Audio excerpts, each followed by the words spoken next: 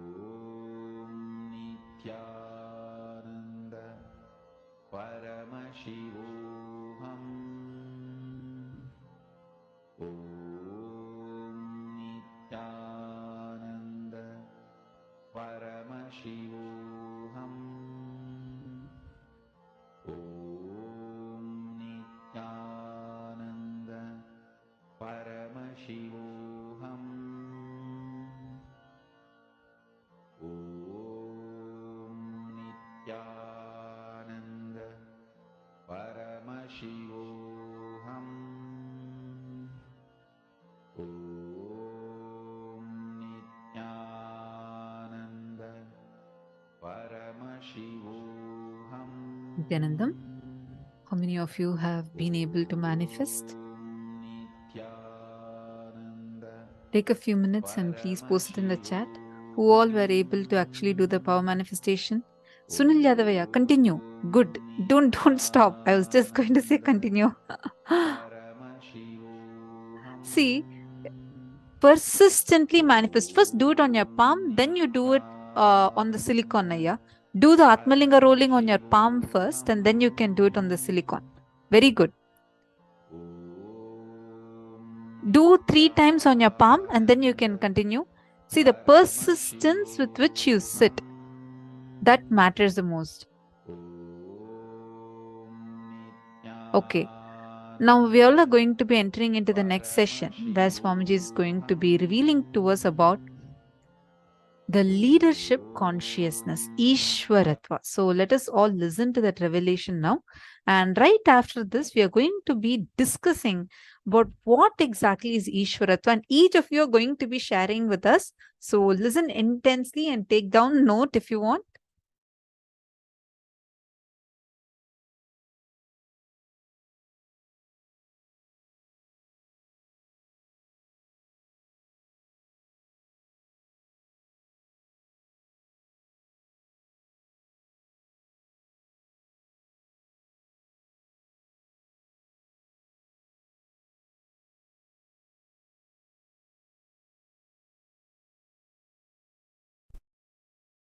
Leaders are born sometime, made many times.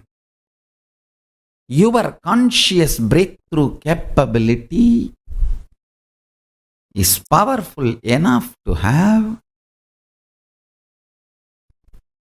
the life you wanted manifested in you. It is capable of giving a superconscious breakthrough.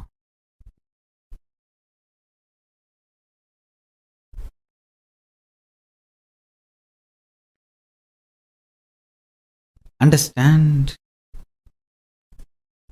our Vedas and Agamas, Dharmashastras.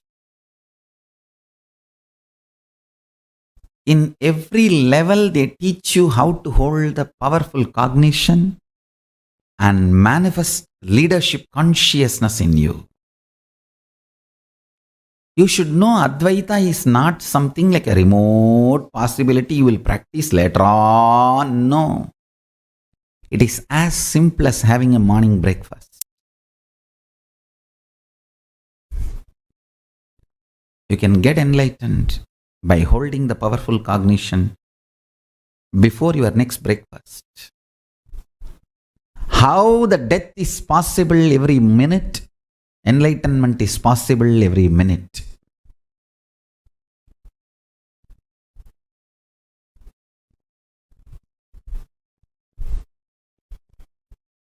Enlightenment is the purpose of life, and listen carefully. He is such a good person, good being. Real non-violence comes by powerful cognition. I want all of you to hold on to that powerful cognition. You are Paramashiva. Even with you, behave as Paramashiva. Even when you are alone in your bedroom, talk to you as Paramashiva. Behave with yourself as Paramashiva. Demand yourself to be Paramashiva. You will be so integrated to His principles, His vibration. Cosmos will feel so good about you. You will feel so good about cosmos. That is what I call leadership quality. Feeling so good about you and the world and life and everything is leadership. You will feel Brahmanyam Bhaguputratam. I am the favorite chosen one of the cosmos. Brahmanyam Bahuputratam. I am the favorite chosen one of the cosmos. I tell you, feeling that is what I call leadership quality that can happen just by holding on to the truth. You are Paramashivam.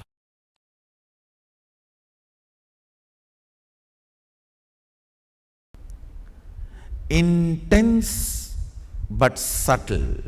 Listen. Strength of your breathing is your life. Strength of your breathing is your energy. Strength of your breathing is your consciousness.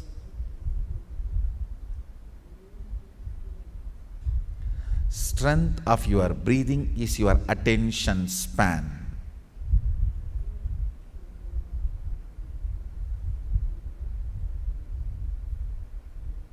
All these kriyas make your breathing intense but subtle.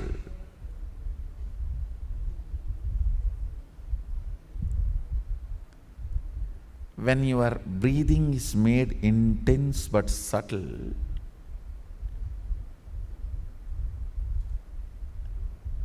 it electrifies various components of your brain. Understand? There are certain pranayamas. It expands your lungs capacity. It expands the Anahata chakra's power. Means ability to include large number of people in you without judging. Understand? More and more you judge, more and more you exclude.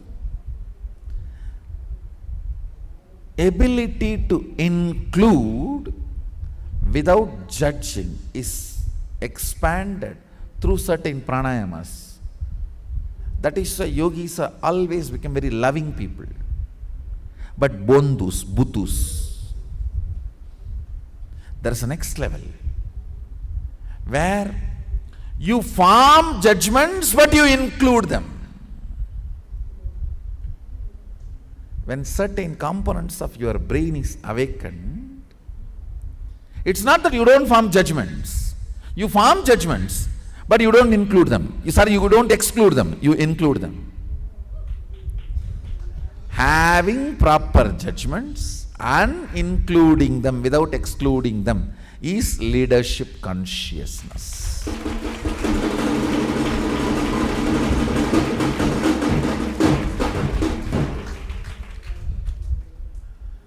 Not having judgments, just including them.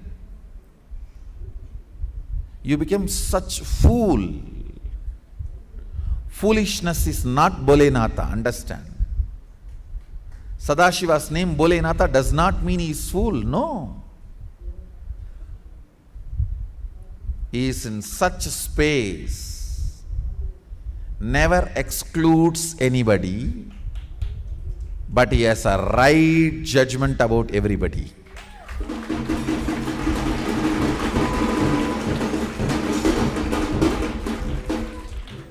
Never excludes, but has right judgments.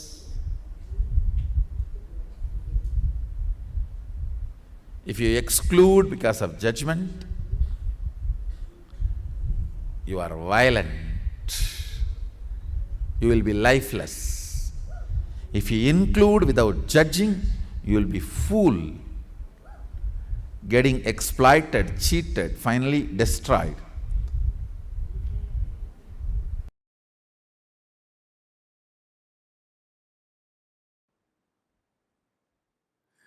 Understand, if you have the attitude of why me, even if you are world's richest man, you will not be in the space of completion and relaxed.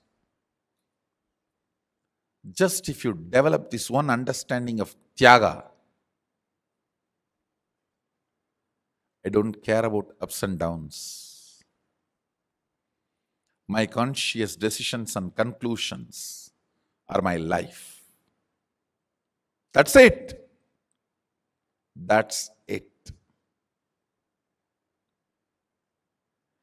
That Tyaga will manifest in tons of ways, like how Tyaga is manifesting in me. I have decided to be ferocious with me and decided to go and be in the temple.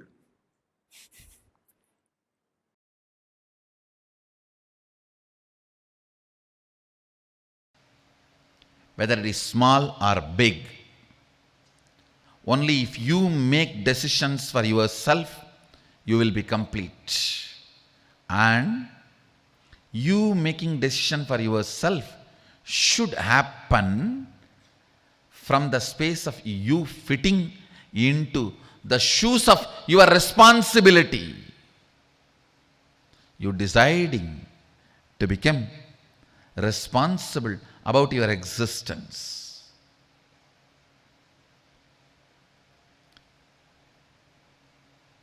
Understand? You deciding to become responsible about your existence. You deciding to be complete about your responsibility. This too makes Ishwaratva happen in you. Understand? There's nothing to be achieved in the life other than living Sadashiva and making the world live Sadashiva. Everything else is simple waste of life. Waste of life. You are born deluded into the concept of money and you run, suddenly collapse. Whether you are successful in saving or not unsuccessful in saving, whether you had it or did not have it, both doesn't matter. You have not even done some good to somebody.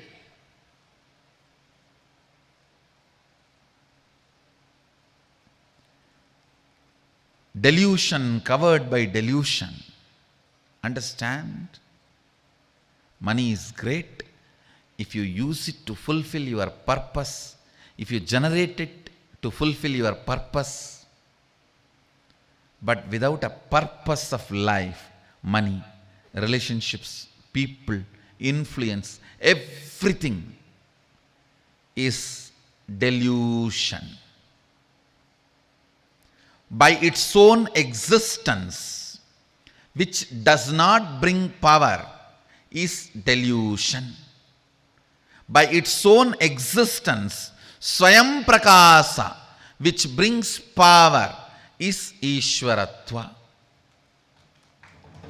Understand, this is the scale. Sit and do the postmortem of your life. Till the last moment, whatever has happened is past. Sit and try to do postmortem of your life. What is the component of me which does not empower me by its very existence? What is the component of me which empowers me by its existence? Purpose always empowers you by its existence. Infrastructural support never empowers you by its existence. It can empower you only if it is added to the purpose. Purpose is the one, everything else is zeros. All zeros will have value when the purpose is added to it.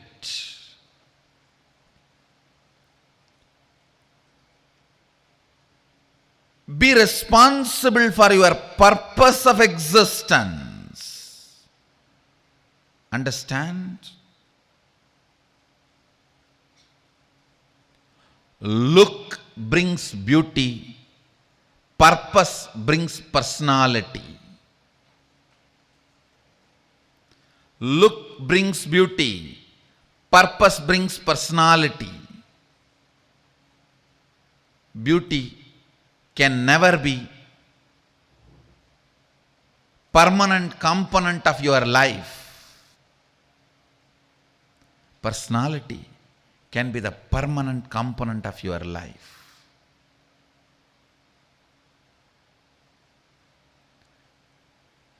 The relationships which are built because of your personality are the most stable, permanent, empowering relationships.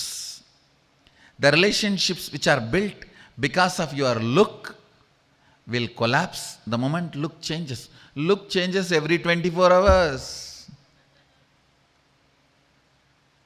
Forget about 24 hours. The distance changes look.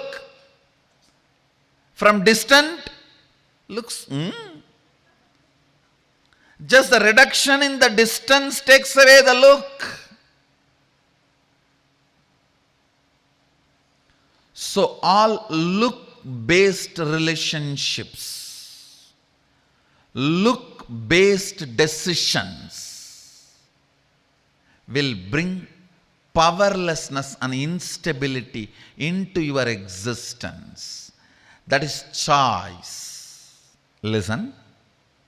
All these words understand. Choices, multiple choices, look-based decisions, unstable relationships. All these words, somehow it will be connected. Infrastructure without purpose, influence without purpose, money without reason. All these can go on stealing your life because it is delusion. It will show as if you have something, but you don't have.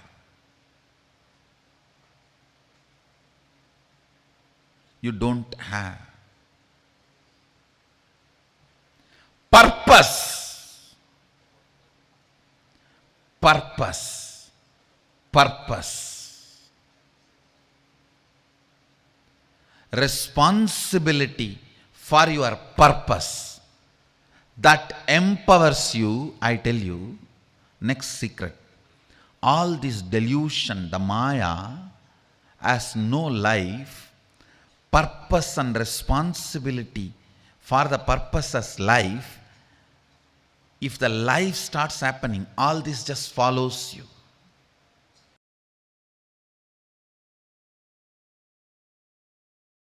The horses in the army which runs in the front always wins and comes back. Which are in the behind and gets pulled, dies before even going to the warfield.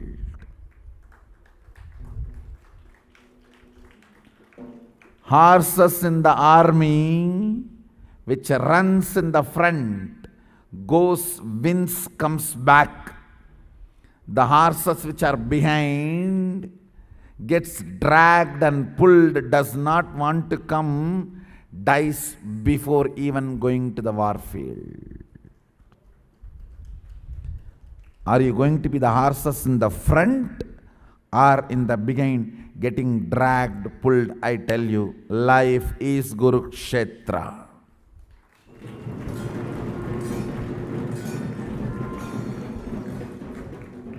If you decide to be responsible, you are the frontline horses. Go, conquer, win, achieve, be victorious, manifest Shaktis. Or be there getting dragged. Naturally, rope is in the neck.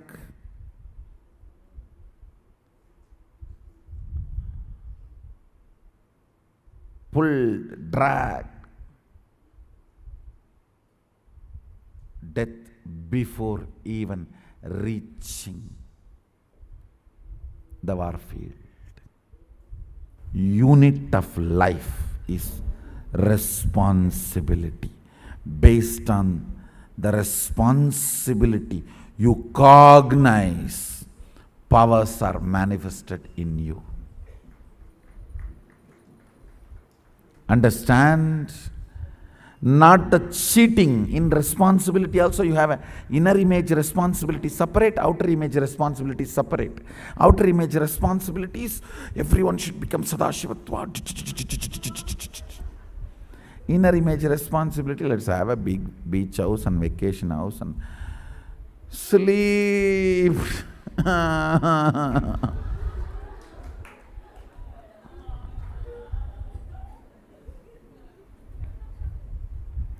Taking rest is a preventive method to stop being affected by the disease of chronic fatigue.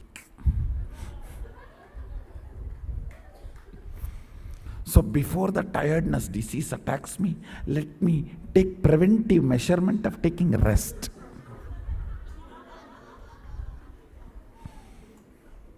Why are you sleeping whole day? Tiredness disease may come to me. What will happen?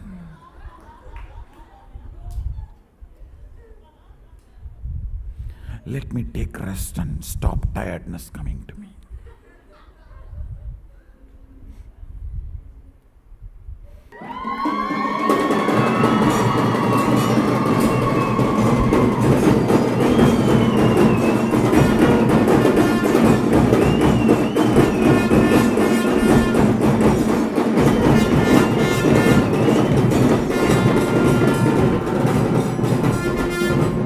Tongue filled with his name and nose filled with his smell, skin filled with his hug.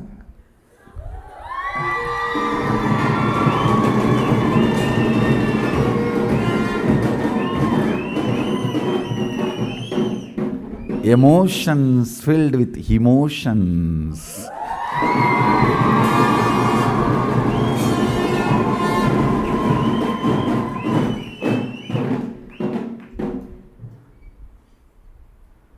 Nyasa means purifying.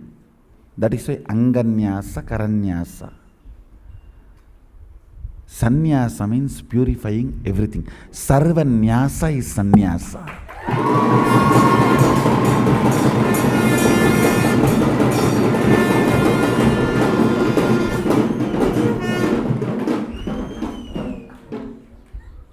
You invoke the sacred sounds to purify the kara and anga, hands and parts of your body.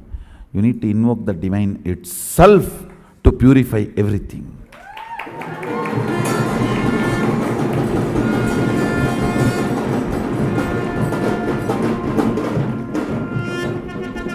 Your will filled with his responsibility.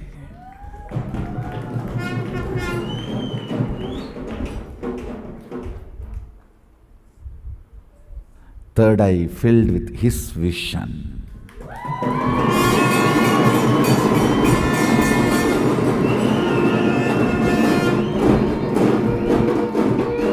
Two eyes filled with his vision. Third eye filled with his vision. Two eyes filled with his vision. Third eye filled with his vision.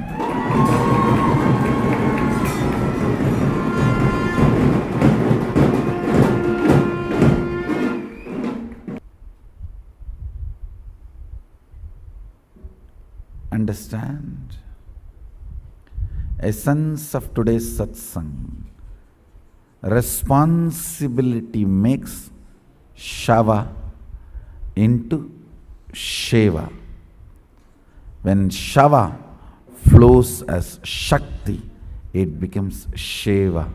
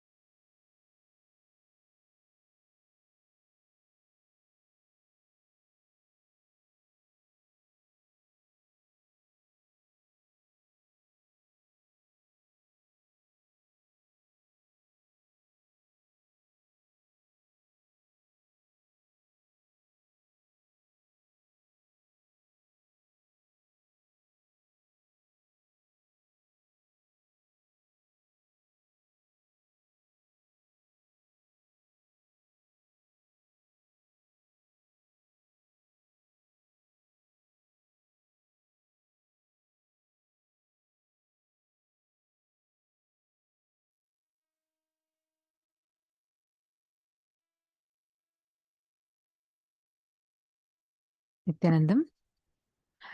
So I hope all of you are able to hear us now. Sorry, we had a small technical difficulty. I hope now all of you are able to hear us. Had an amazing session where Swamiji explained to us about what is leadership consciousness, the nuances of leadership consciousness, meaning what all are the different aspects of leadership consciousness. Swamiji explained it elaborately to us. So now we all are going to be taking a few minutes and going through that powerful cognitions.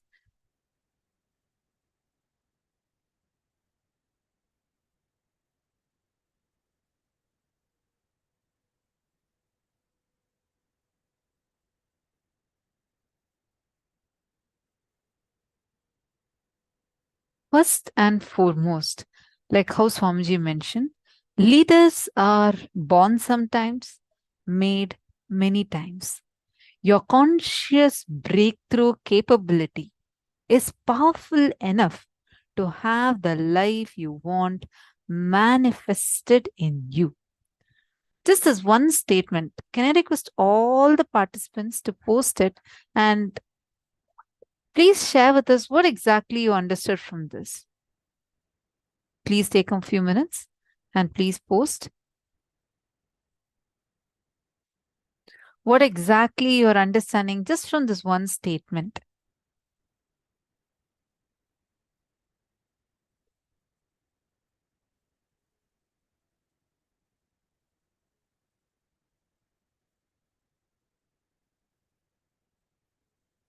And strength of your breathing is your energy. It is your consciousness. Strength of your breathing is your attention span. I request every single one of you, please take a few minutes. So I do see some of you already starting to type. I see many of you not yet typing. Can I request all of you to please type what exactly you understood so far from today's sessions?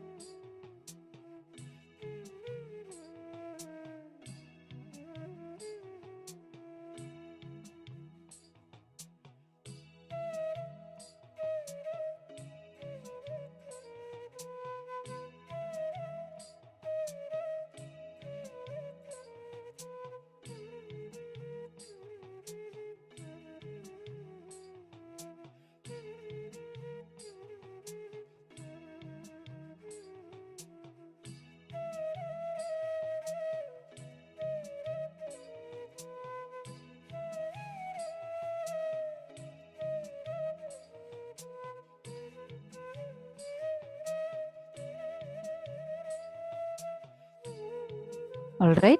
Now all of us are going to be entering into a very powerful Kriya.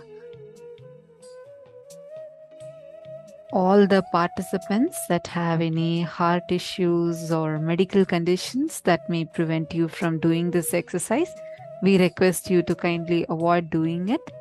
And every one of you that are here, all of you can, whoever can do it, you can be a part of this.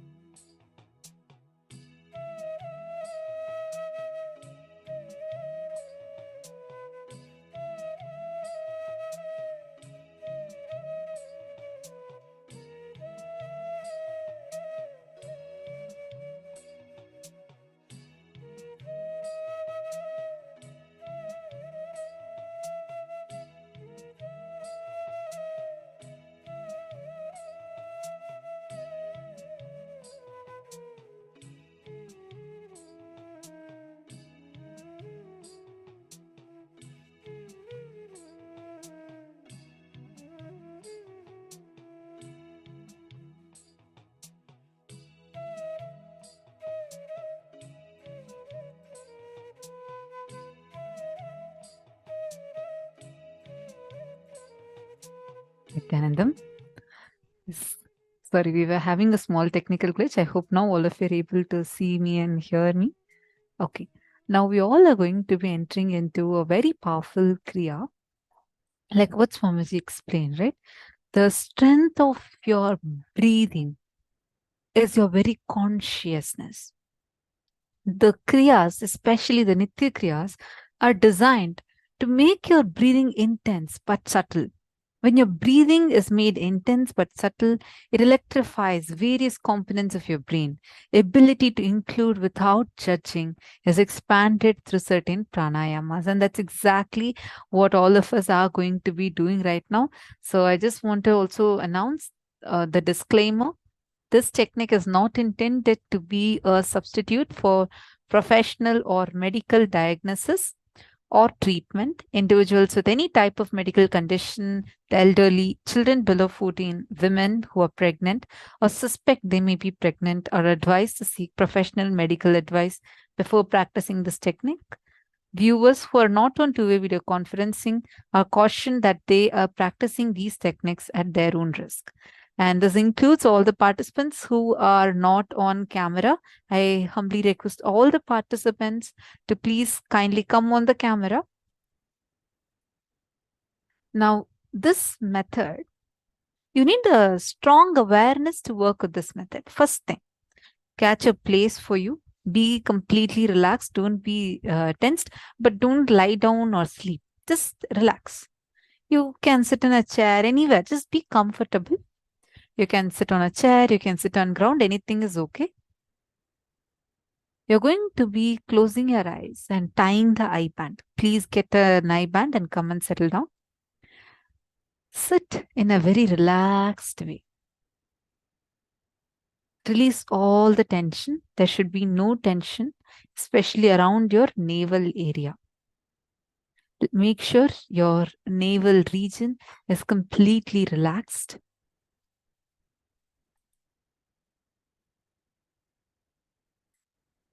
Please settle down. I request everyone to kindly settle down. We're going to be starting the Kriya now. Please tie your eye bands.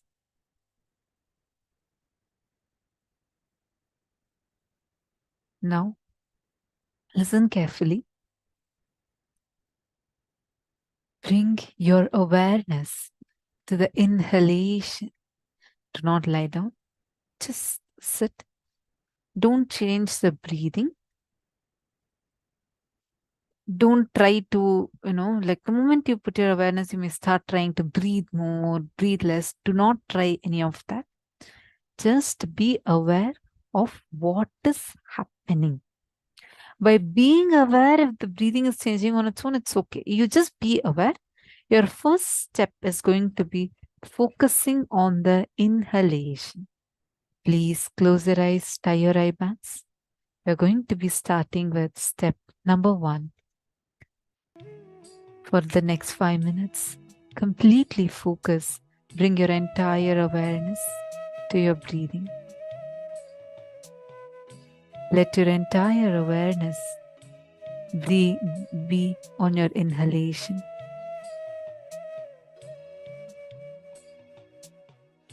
Just tie your eyes and inhale.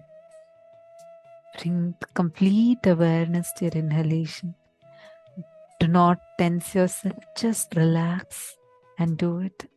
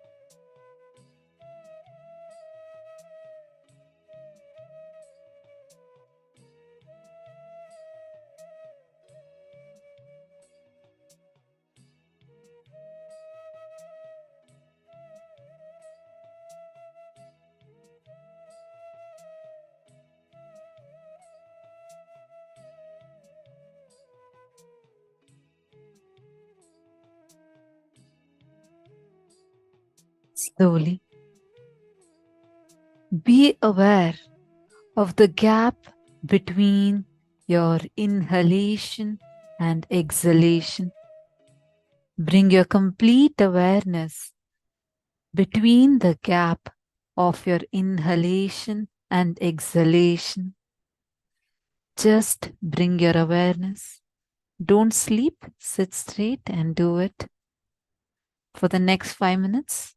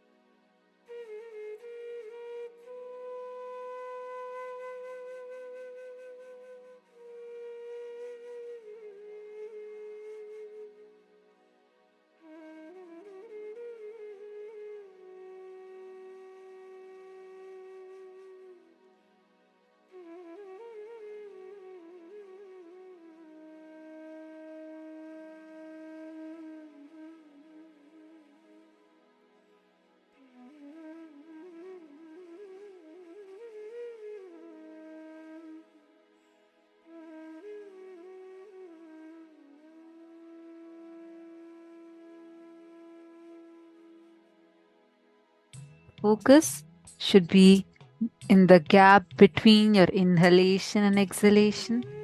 Please sit straight and continue.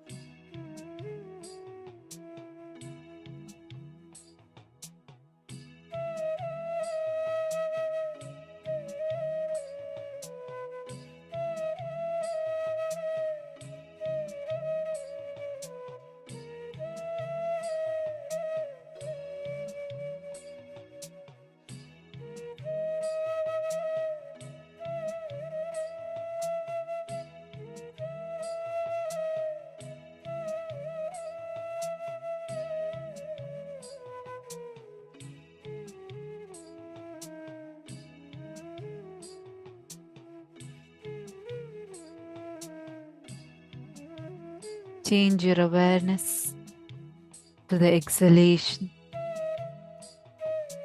Bring your complete awareness to your exhalation. Your whole awareness should now be completely on your exhalation. Please sit straight, do not sleep. Focus, bring your entire awareness to your exhalation. Relax and sit. Do not tense, just relax, and same way, don't sleep.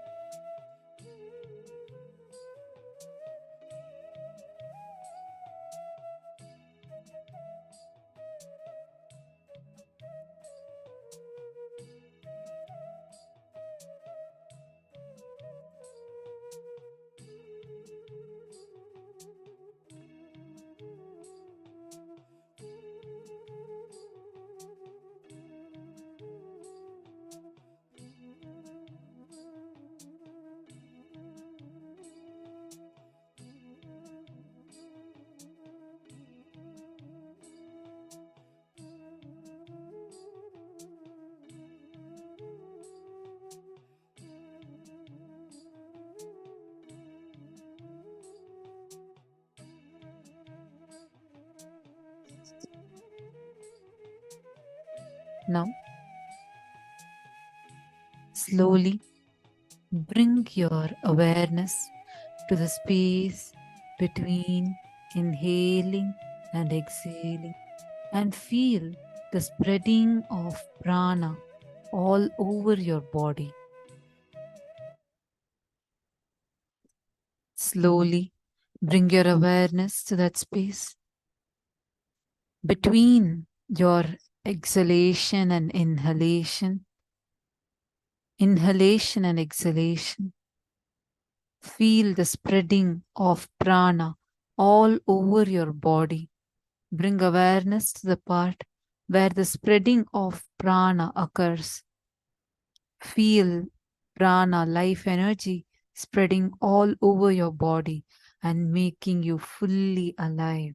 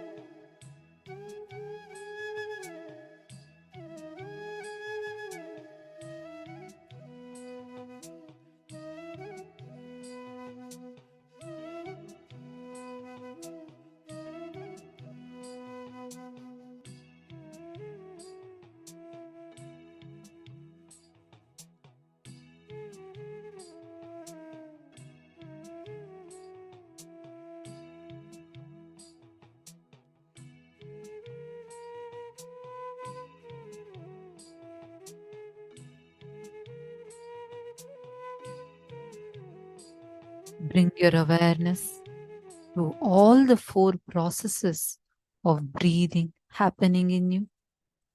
Inhaling, staying and spreading all over the body, and exhaling.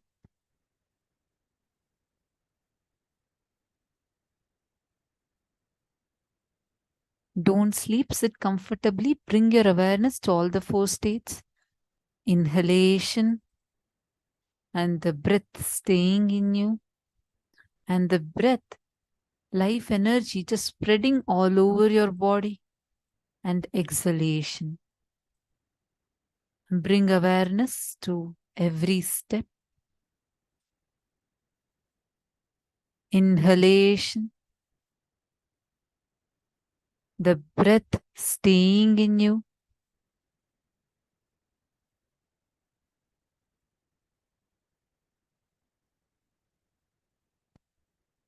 the breath spreading all over your body, and exhalation.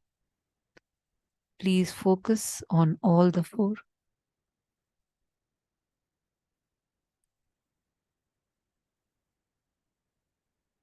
Just relax and do.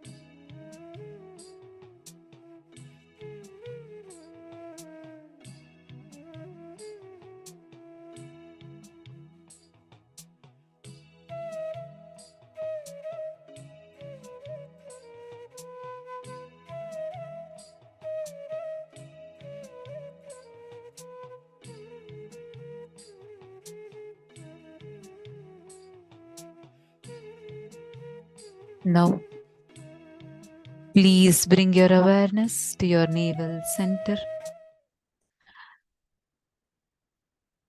Bring your complete awareness to your navel center. Please do not sleep, sit straight.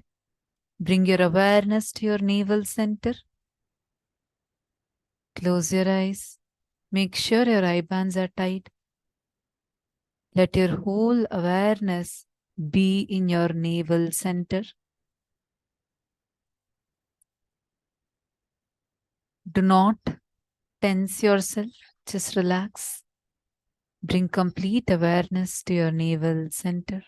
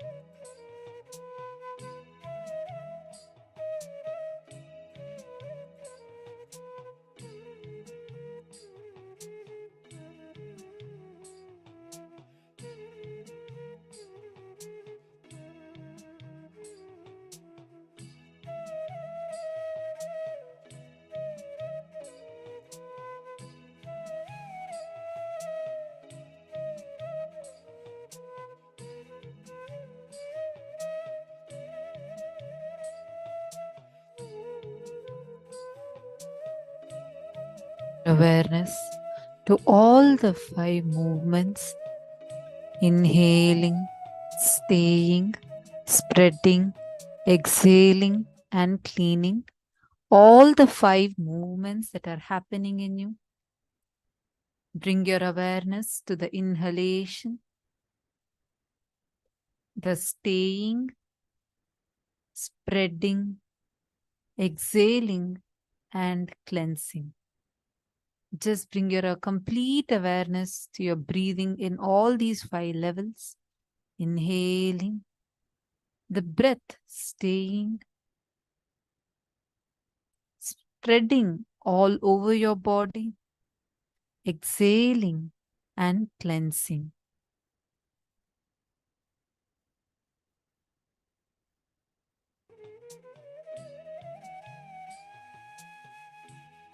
Please do it. Do not sleep.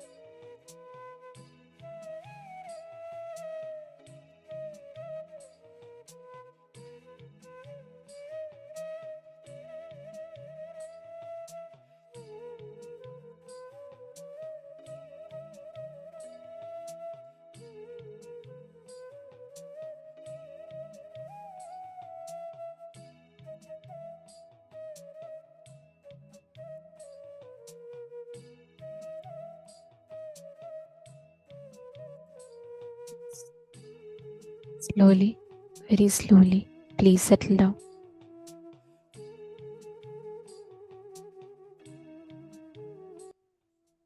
Now, please relax.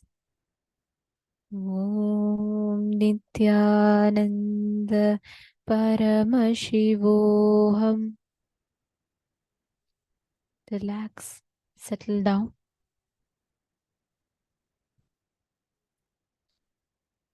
Now, please understand, just working on this one process literally enables, awakens, revives your inner space through the space of completion. Can I request every one of you to share? How was it? Mahajara Kama has posted, I want to do many completions, live completely, enthusiastically and enriching. You're in the right track for that, Ma. Don't worry. Through this process, you'll experience that complete completion.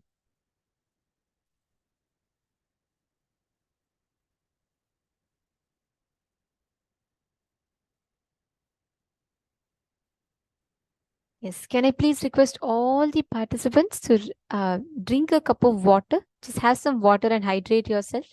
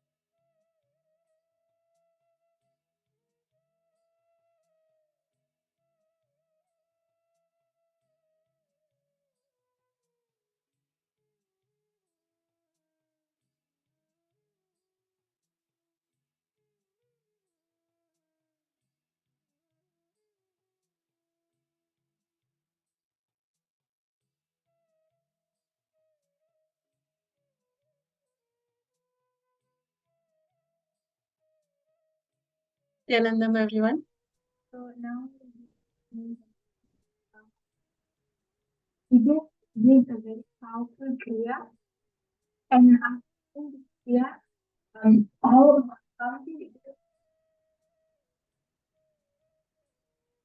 Nityanandam, everyone.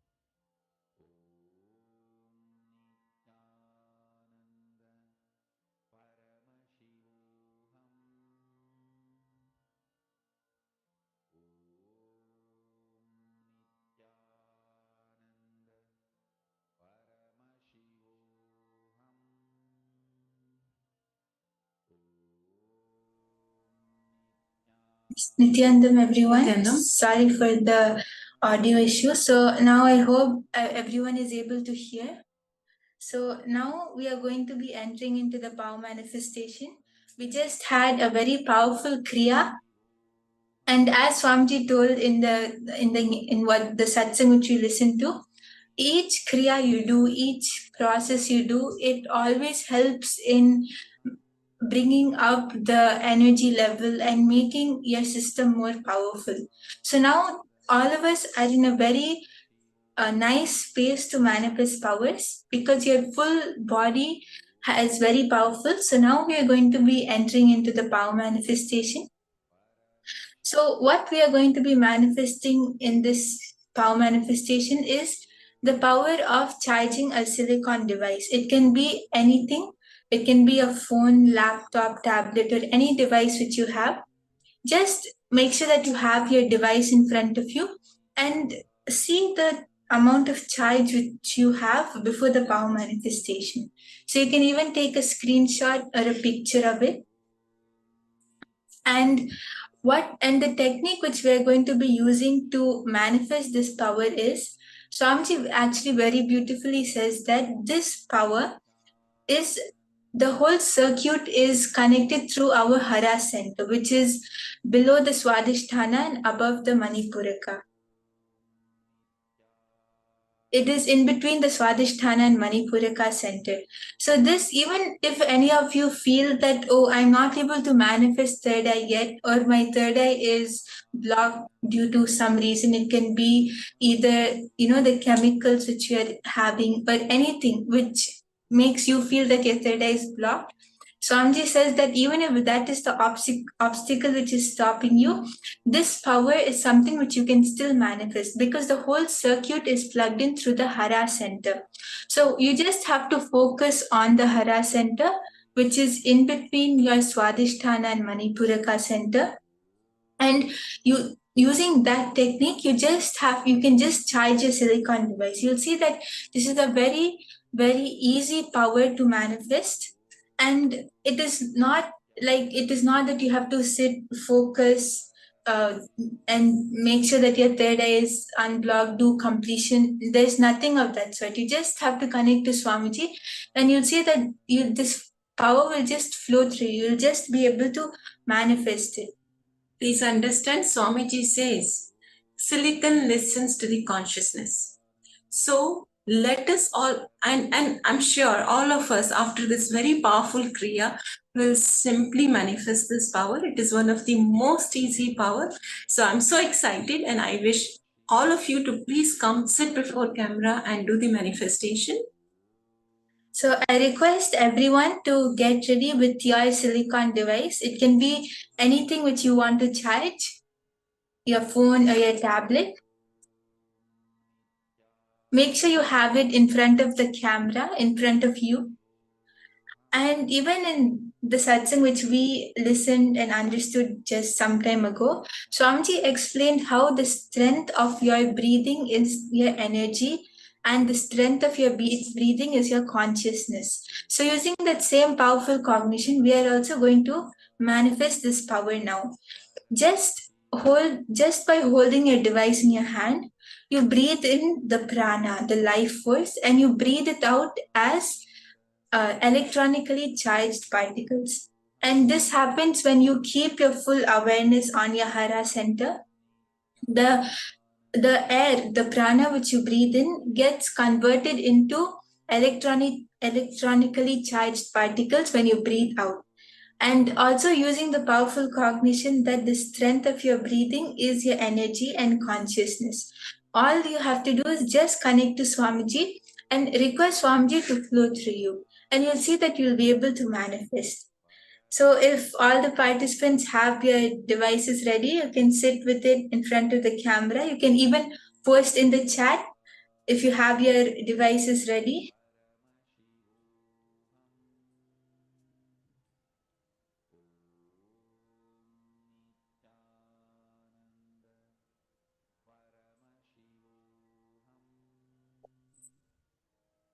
Yes.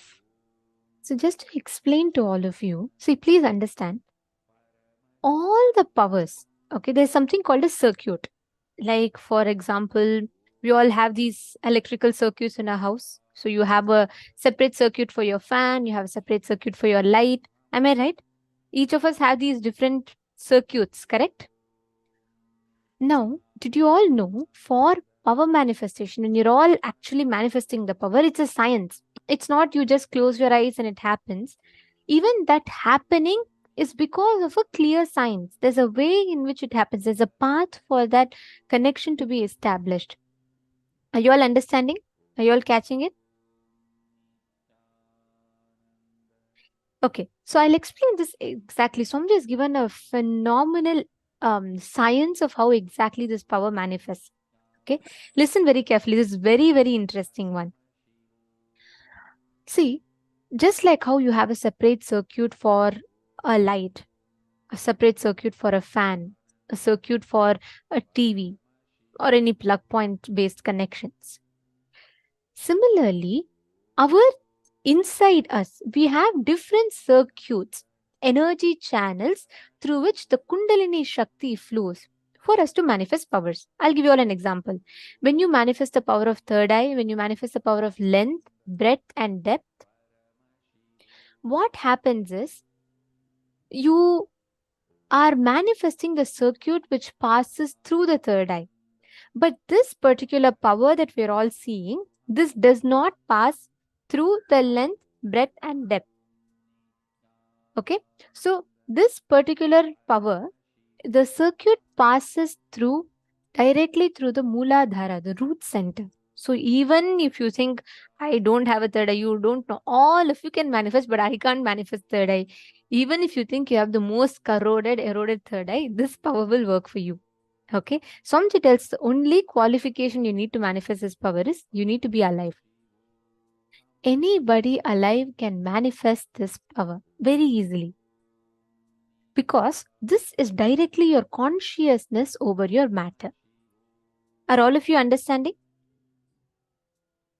Okay, now the circuit for this particular power is directly connected to the Hara center, which is what Ma Brahma Yoga was just explaining to all of us, right?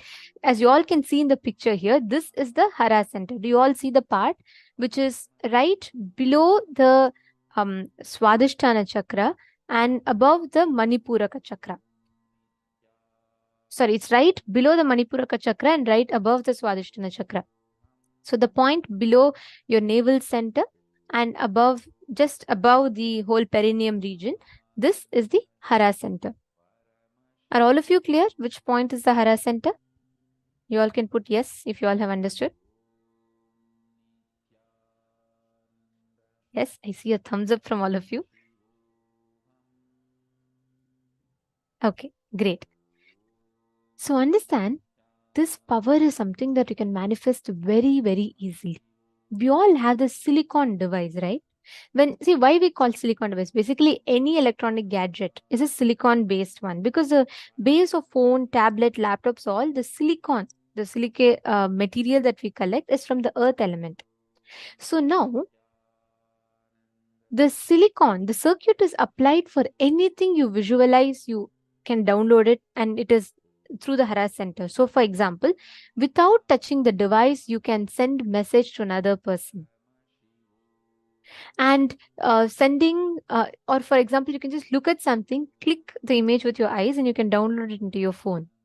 For all these powers, you can use the Hara center, the circuit, to manifest the result that you want. Okay, understanding? So we're going to be manifesting different levels of each of this power. And in the first level, what you're going to be doing is, you're going to be connecting to Swamiji, and you're all going to be keeping the phone. Let's start with something very simple, okay? Let's start with, maybe to make it simpler, we'll start with first unlocking the phone through your third eye. Something very simple. You're all going to be connecting to Swamiji, and you're going to be establishing this circuit, and you're going to be manifesting the power. So basically what you're going to be doing is, you're going to be unlocking the phone. You're going to be keeping the phone locked in a place, and you're going to be unlocking it through the third eye.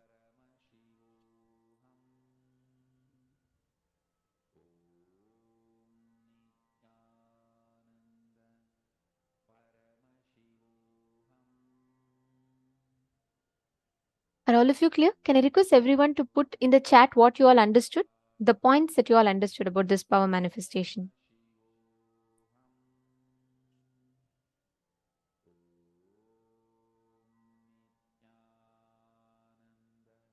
Okay, you're all going to be keeping the phone in the table. You're not going to be touching the phone. Listen very carefully. It's a very, very scientific, powerful power. You can actually manifest it very simply. So don't worry, even if you have not manifested any third eye power so far, all of you can manifest this. Come on, Sunil Yadavji, Samuel Aya, Daniel Kirataya, Nityanandam. All of you, please sit now. Put the phone.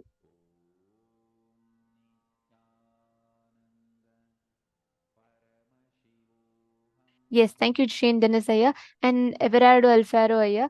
Can I request all of you to keep the phone? Keep the device in front of you. It is a very simple power. See, if you understand the software of it, manifesting will become very easy. So don't worry about the manifestation. Just understand the software and the science behind it.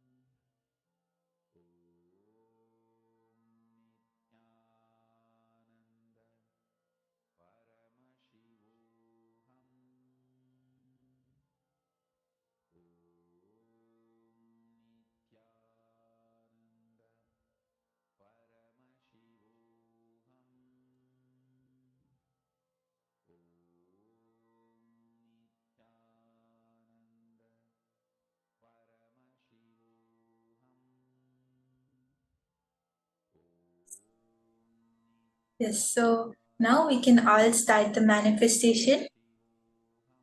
So I can see all of you have posted that, okay, yes, so now all of us are ready. We can start the manifestation. So I request all the participants to keep your device, your silicon device in front of you and just connect to Swamiji and chant the Mahavakya and just put your full attention on the circuit which goes through your Hara center. Put your full awareness on that, on the Hara center, and just visualize the breathing. As you breathe, visualize that the prana, the air which you breathe in, gets converted into electronically charged particles as you breathe out. And just breathe out into the phone as you give a command to it.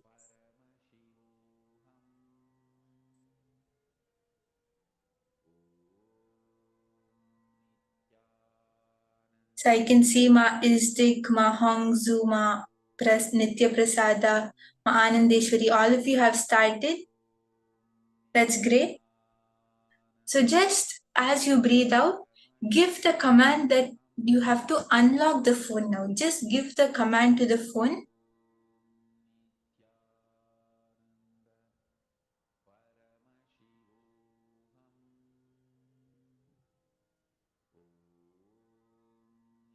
Yes, I can see many of you are sitting. That's great.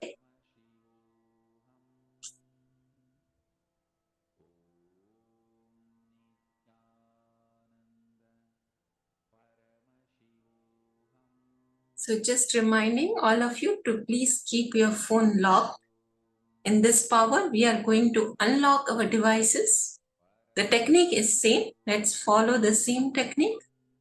Just breathe in intensely, take deep breathing and focus on your Hara center.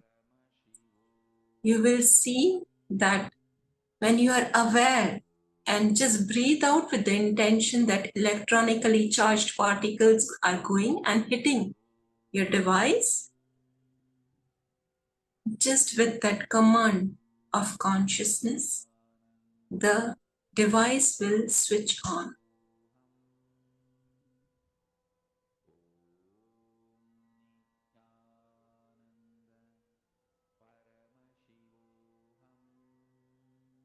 And let's keep our head, neck and spine in a straight line. Please keep chanting Mahavakya.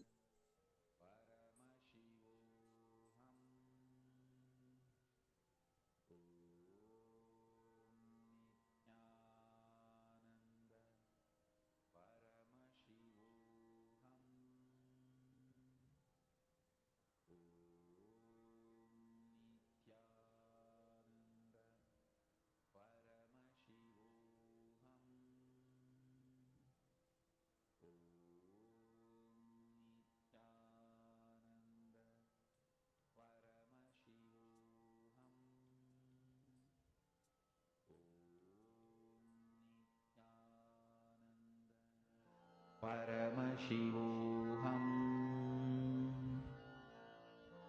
Om Nityananda. Paramashivoham. Om Nityananda. Paramashivoham. Mahavagya, spiritual lullaby for samadhi, and Suprabhatam, wake up call, wake up song for Paramashiva. This Mahavagya is spiritual lullaby for you to fall into samadhi. Suprabhatam, wake up song for Paramashiva to wake up in you. Just remember this one powerful cognition. This Mahavagya puts me in samadhi. This is spiritual lullaby for samadhi, and Suprabhatam, wake up song for Paramashiva in me.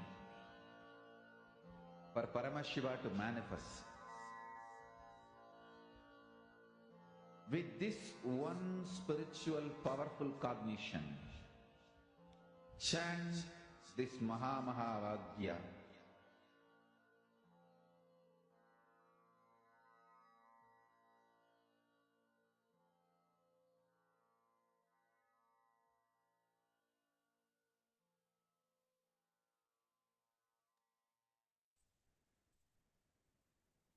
Yes, I can see so many of you are manifesting. It's great to see that.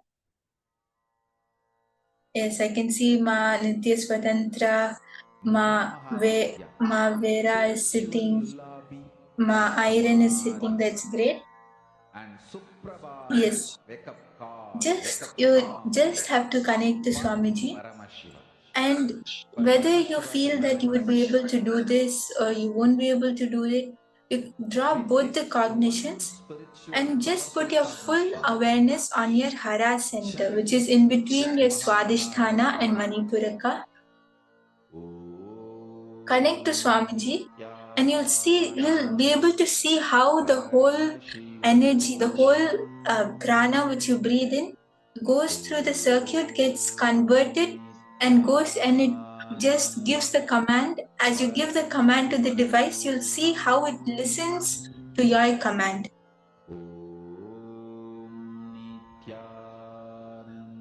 So I can see Ma Nitya Swatantra, you're sitting and manifesting. That's great, Ma. Just connect to Swamiji and deeply breathe in and breathe out. As you breathe out, give the command for your device to unlock. Give the command through your Hara center that your device should just unlock.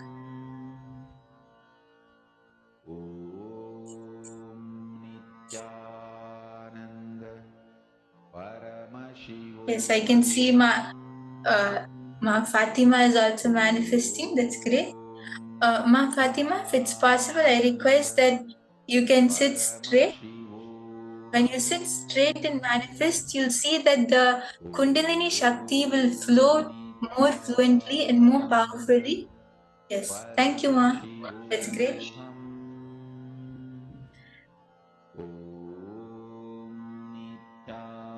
Yes, so many of you are manifesting. It's great to see that. Just your decision to sit and manifest, just that one decision which you take when you connect to Swamiji, you'll see that that will make the power manifestation happen. Swamiji says that if you just take one step towards me, I'll take the 100 steps towards you. So all of us sitting and manifesting now will surely bring Swamiji, and you'll see how Swamiji comes and manifests in each one of your devices. All of your devices will get unlocked, and you'll see how the power just manifests so nicely.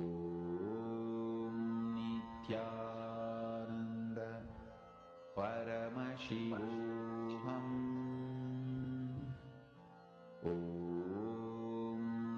Nityananda Paramashivoham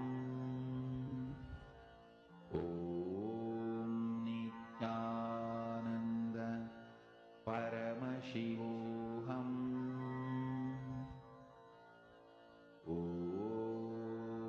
Nityananda Paramashivoham.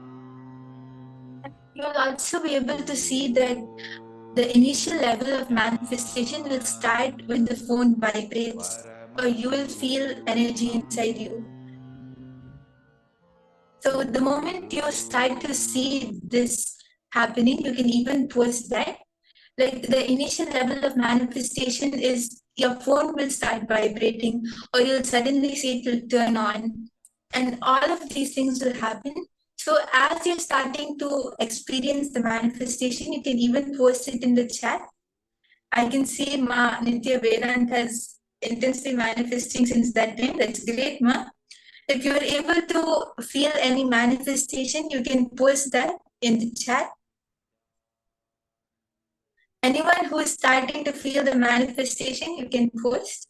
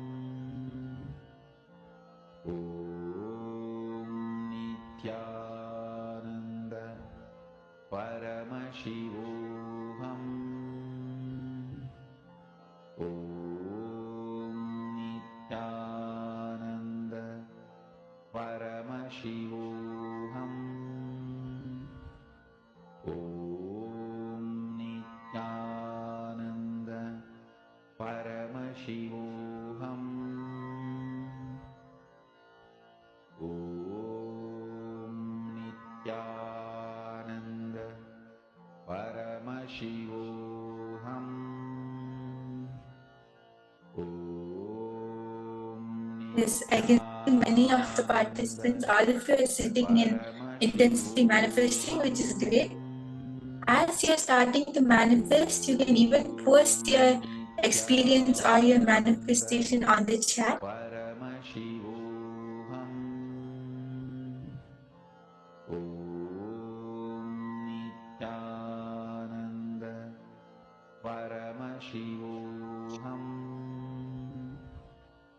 Yes, Ma Anandeshwari, you were able to manifest. I can see that you were intensely manifesting throughout the whole thing, sitting with your back straight, which is great.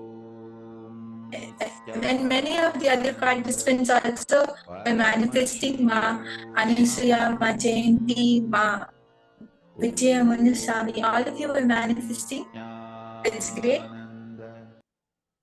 Ma Isabella, were you able to manifest anything yet? Are you able to feel the manifestation happening?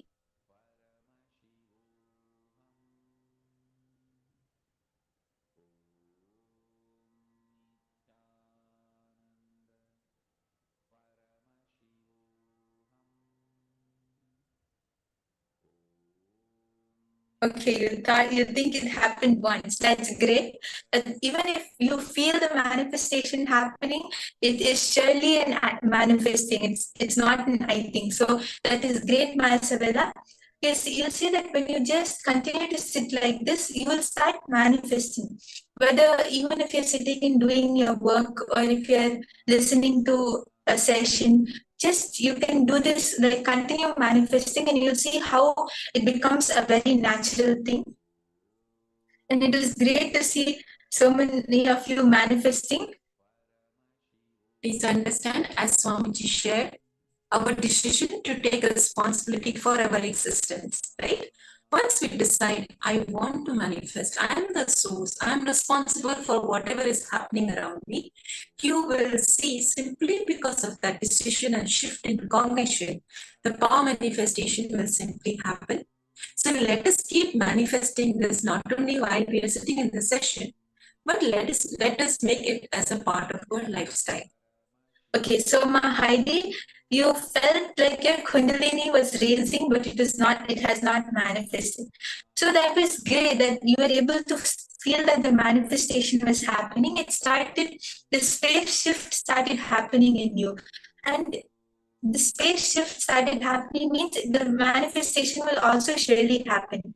And you can even sit for summertime. You don't, like, even if you're doing something else, you can continue to do this power also. And you'll see that if you just sit in the same space which you are in right now, and if you continue to manifest, you'll see how you're able to manifest. And yes, Ma Fatima, were you able to manifest anything?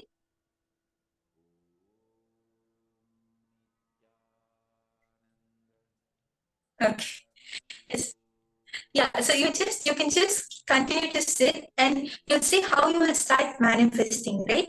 Because when all of us sit and we decide to sit and manifest, that is the time the space shift starts happening. So it might take a little time for you to see the actual result, but don't worry, the manifestation is surely happening. And if any of the participants, if any of you feel like you are not able to manifest, you can even put that, and you can even put whatever obstacles you feel, and you can continue to manifest even as we move on to the next session.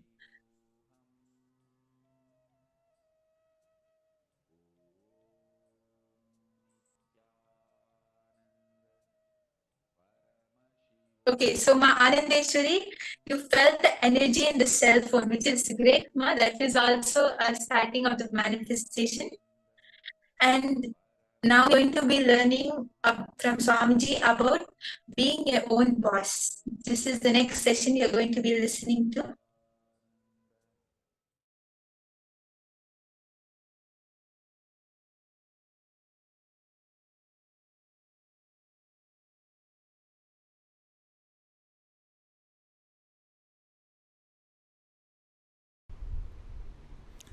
The idea you carry, the idea you cherish, the idea you enjoy, being your own boss. What do you think as being your own boss? That need to be corrected, aligned. The first principle is correcting, aligning the blueprint. Drop the paper and pen. First listen. I don't think you need an enlightened notebook after the program. You need an enlightened being after the program. I know what I want, but still I am not able to manifest. Be very clear. You do not know what you want. You are hardwired to manifest what you want. If you are manifesting difficulties, sufferings, and torture, that is what you want, be assured. Be informed that is what you want. I am not insensitive to you. I am sensible to you. I am not insensitive to you and your suffering. Understand? Your ideas about being your own boss needs acid wash. If you cognize yourself as bound by your boss, and you create a logical ideas and visualization, fantasy about being boss, suddenly, some way, you get the power, you will only be bossing around, you will never be boss. Understand? Bossing around is different, boss is different. Still in your cognition you are a slave, but you got the power, then you will be bossing around. The first principle, acid wash your blueprint with completion. Understand? Whether you want to manifest wealth, whether you want to manifest power, whether you want to be your own boss, starts with the first principle. What is being your own boss? You decide your health. You decide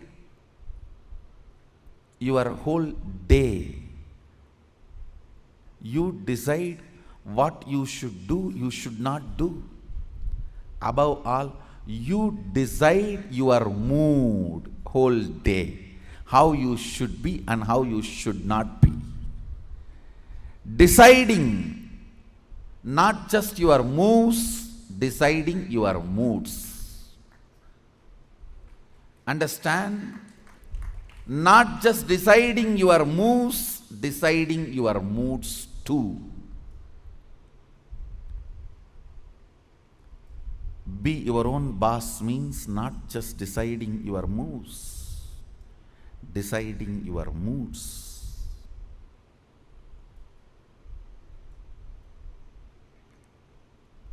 Most of you, I should say almost all of you, cognize poverty and create an idea, an ideology about richness. Cognize slaveness, but create theory and theology about freedom. Cognize bondage and create filth and philosophy about being your own boss. Understand? Creating your own theories and theologies, your own ideas and ideologies, your own filth and philosophies is not going to make you your own boss. The first principle is bringing completion to your depth, not just your thought currents. To your depth, bring completion. What is my idea of my own boss, being my own boss? How much of it is based on my past incompletions? How much of it is based on my integrity to my life? Understand, freedom should be integrity to your existence. When you are integrated to your existence, you will enjoy the pleasures. When body is filled with hormones, you will enjoy peace. When the body is devoid of hormones, you will grow matured when the body stops producing hormones. It will be such beautiful flow of life. Else, powerlessness in the young age, physically, but powerfulness mentally is bondage. In the young age, you feel very powerful in the mind, but very powerless in the body because the society around you, you feel the whole society is suppressing you.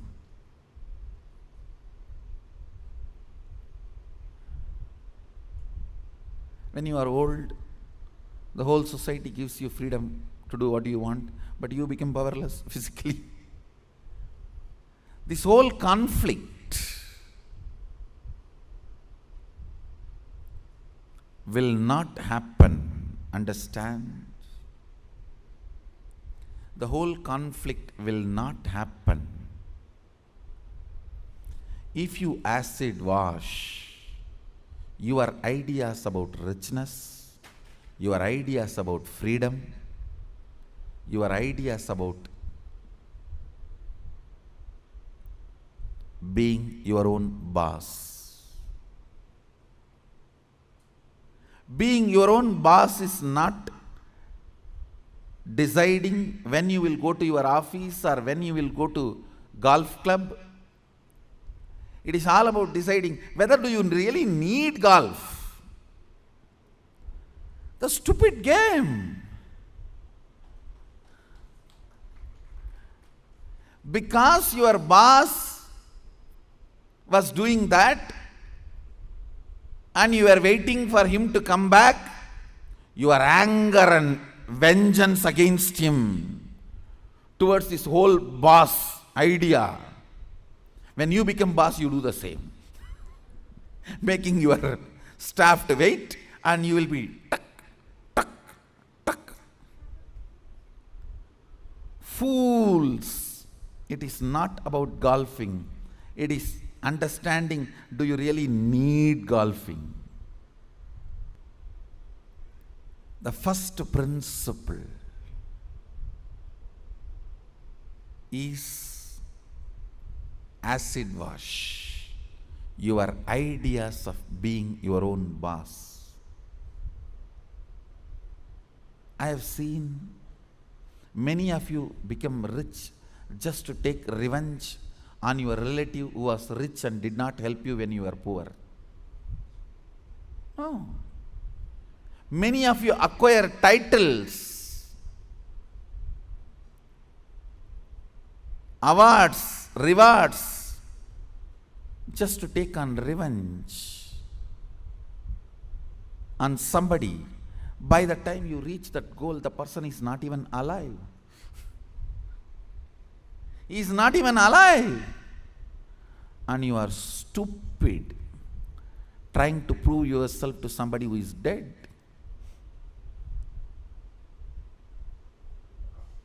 Look around and look in.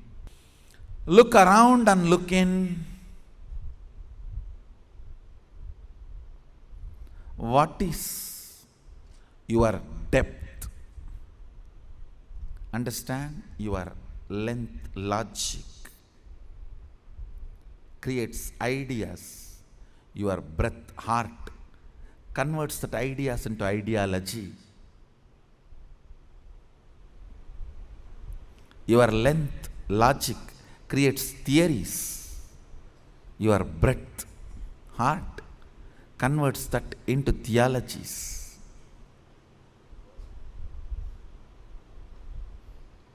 Your length creates filth, and your breath creates that into philosophies.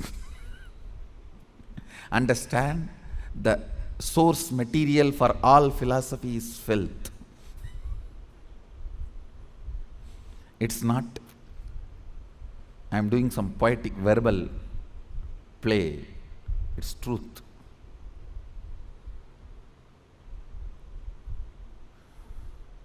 If at all I am able to destroy something on the planet Earth, first thing I will destroy is philosophies. Philosophies kept human beings away from philosia, darshana, the reality.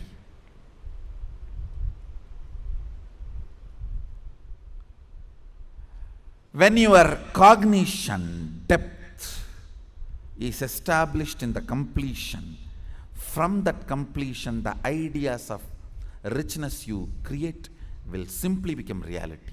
From that completion, the idea of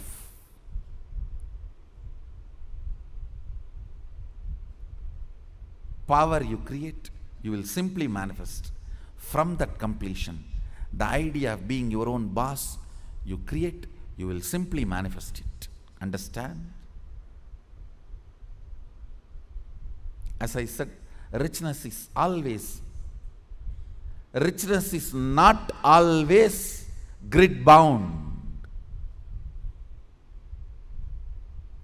Most of us do not even understand there is something called off the grid richness. Experience. Understand? A person with 10 crore grid bound richness, a person with just 1 crore plus inner awakening, off the grid richness is surely much more richer.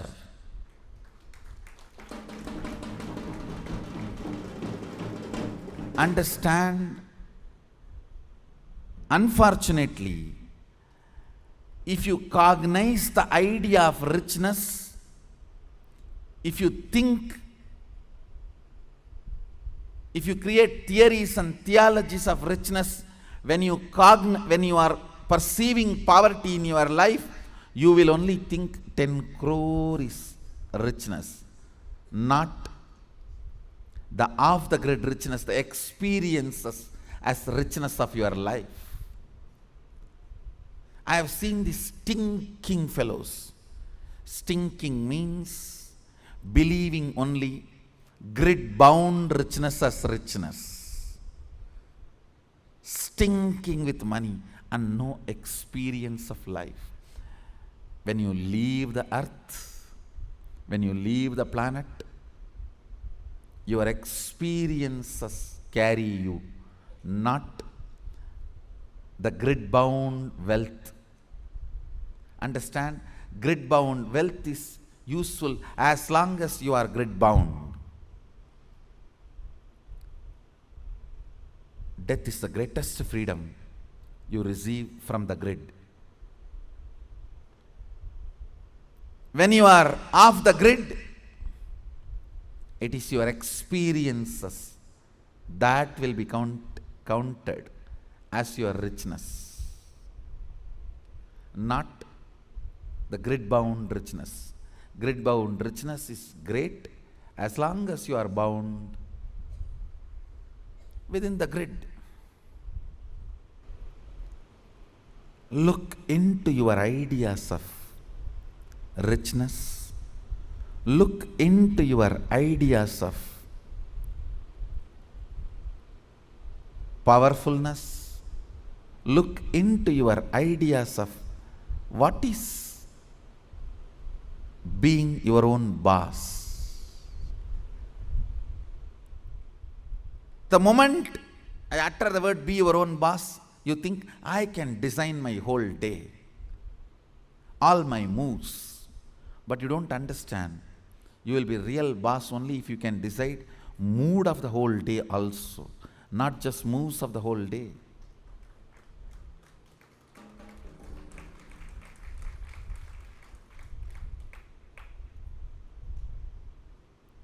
I'll say mood and moves both should be in your freedom. If I have to choose, I'll choose the moods than the moves.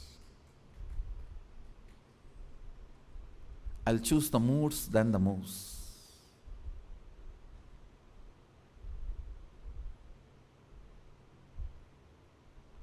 When you are not able to handle your moods, better to be slave of somebody who has a best mood. That is 1,000 times better than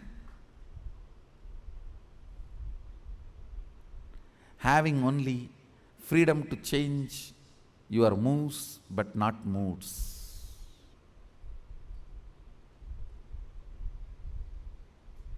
Few minutes dig out your incompletions, ideas you carry about being your own boss. If you suddenly win a lottery and from tomorrow, no, why tomorrow, today, from today, you are your own boss, what are you going to do? How is your life is going to be? And your ideas, theories, theologies, why you want to be like this? What is the reason you want your life in this way? Think and pen down what you want to be, how you will be your own boss. Second, why you will be like that. You may think, I'll be in the golf court all the time, fully drunk. I think better to be slave than fully drunk and being in the golf cart.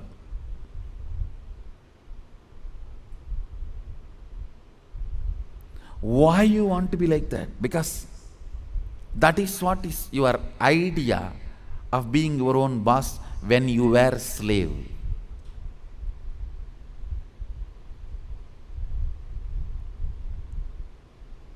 If you are slave and create an idea about power, even if you get power, it becomes politics, not power.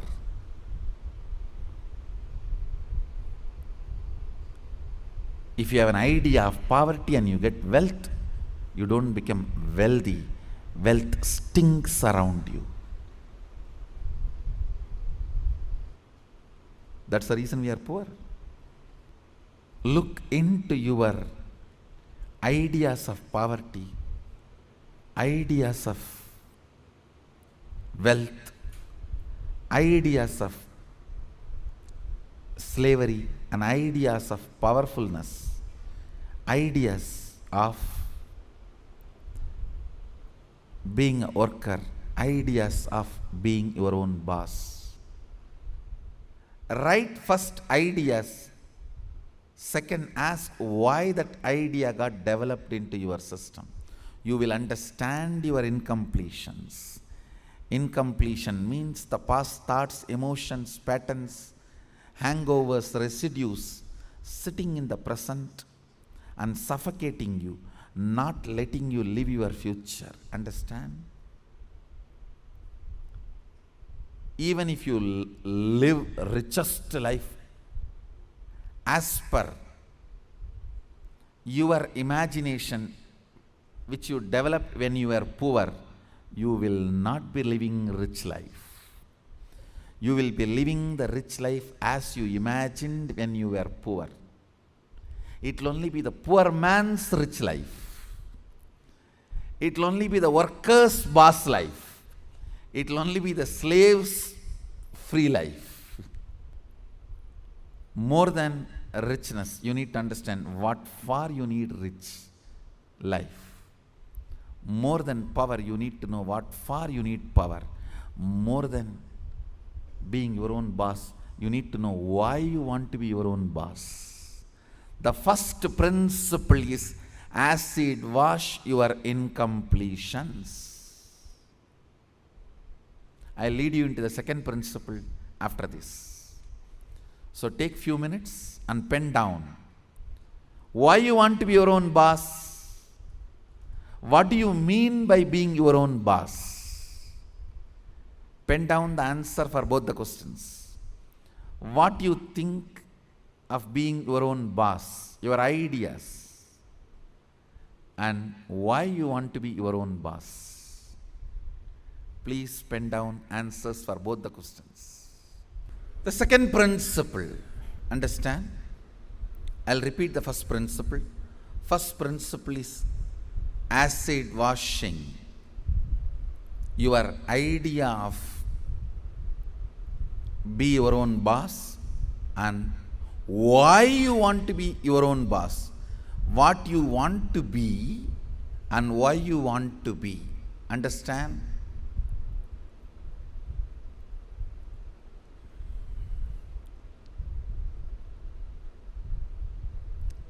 Knowledge, clarity, Saraswati, Understanding is the foundation on which anything can be built.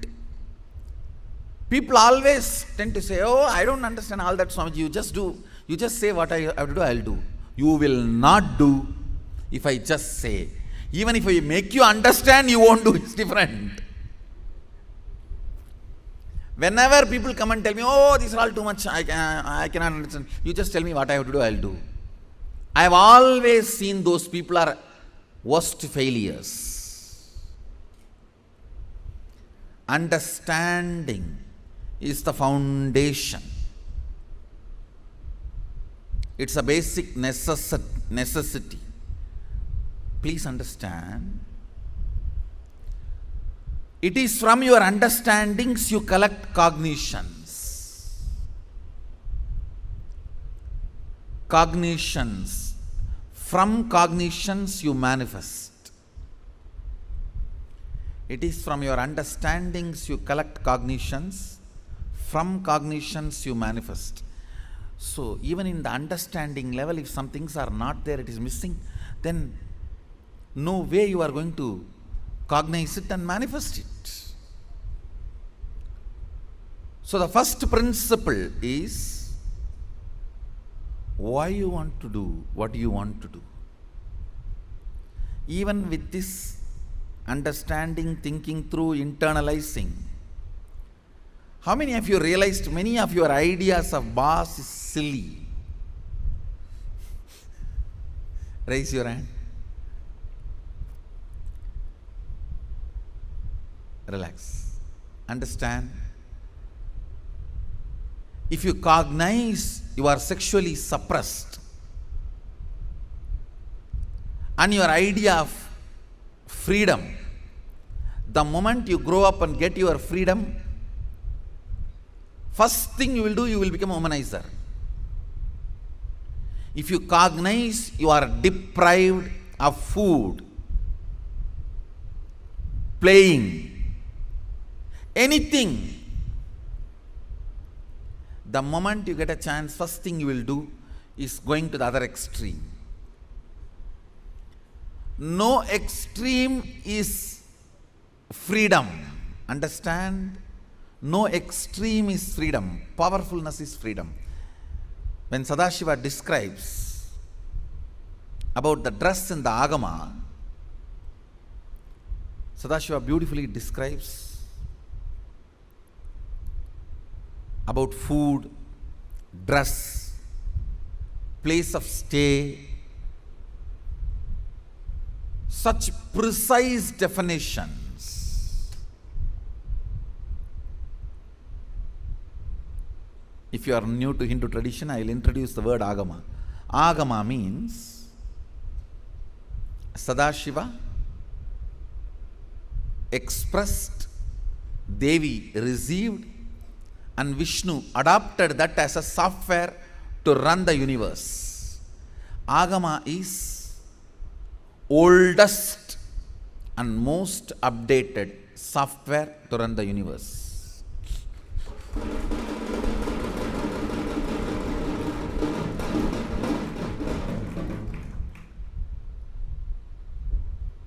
Oldest and most updated.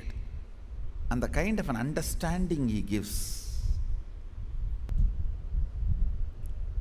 Now listen to the second principle.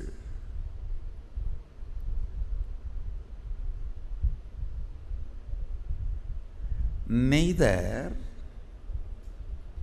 your ideas about being your own boss is right, nor they are wrong.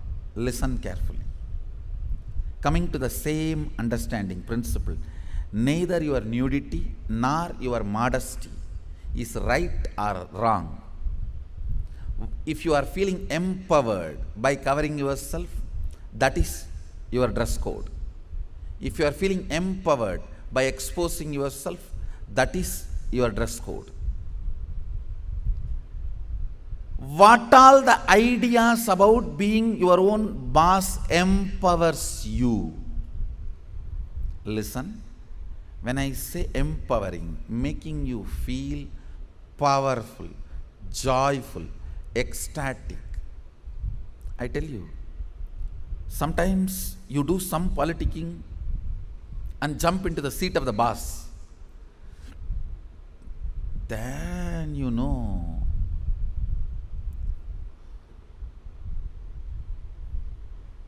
from where you jump to where. Potato felt the pot and the water in the pot is too hot and it jumped into the fire.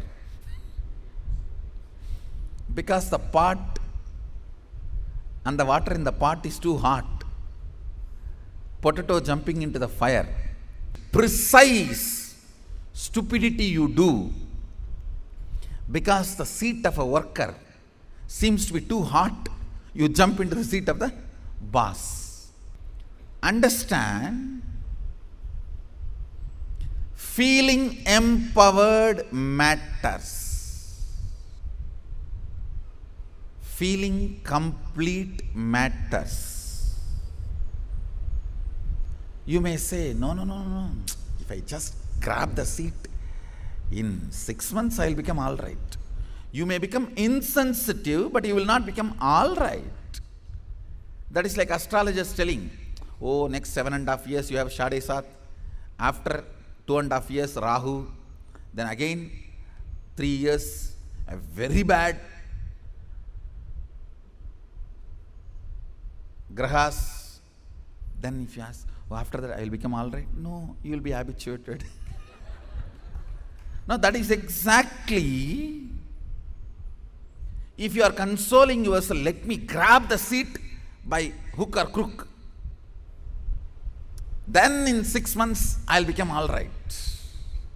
No, you may become insensitive, but you will not become all right. And one more thing, whenever you become insensitive to some parts of you, that develops as a blind spot and continues to torture you. Understand? Continues to torture you. Completion matters. Feeling empowered matters. To be your own boss. So second principle, listen. Second principle is completing your cognition of slavery, being a subordinate, being a staff, being worker, not being boss. Completion is the second principle. Of course, third principle is responsibility.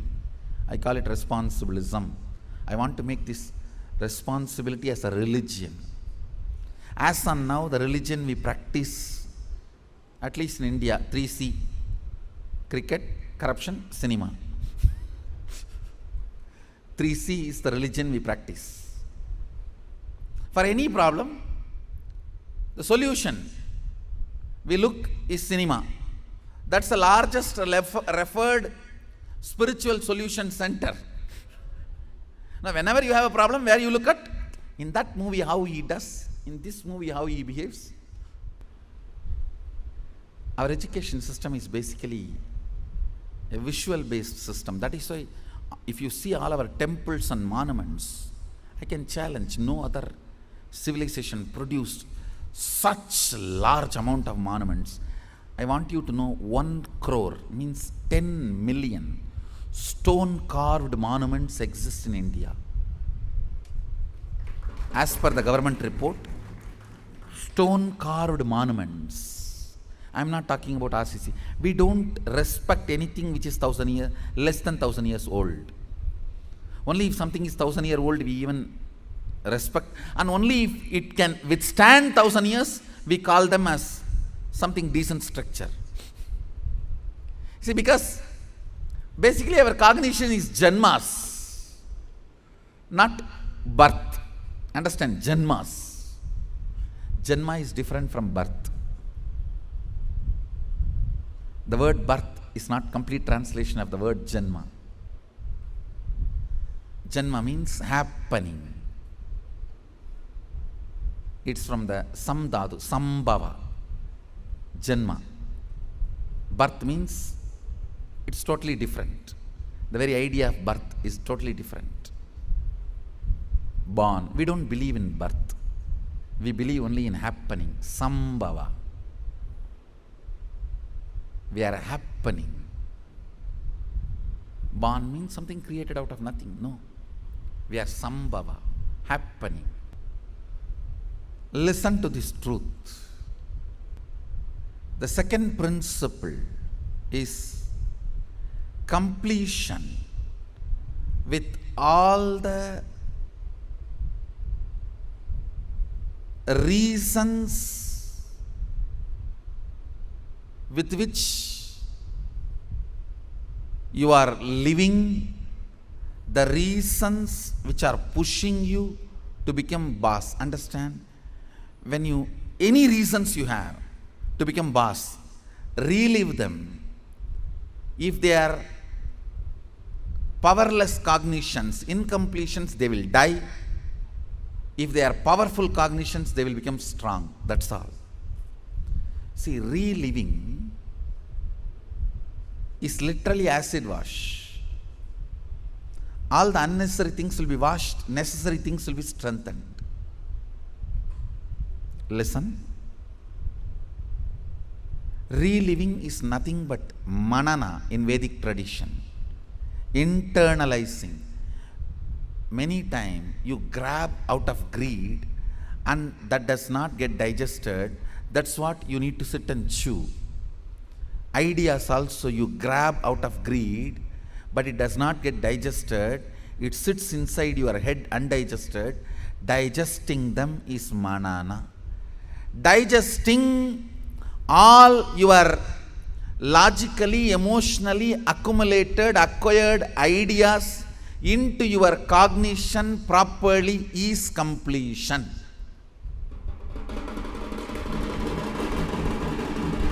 Understand?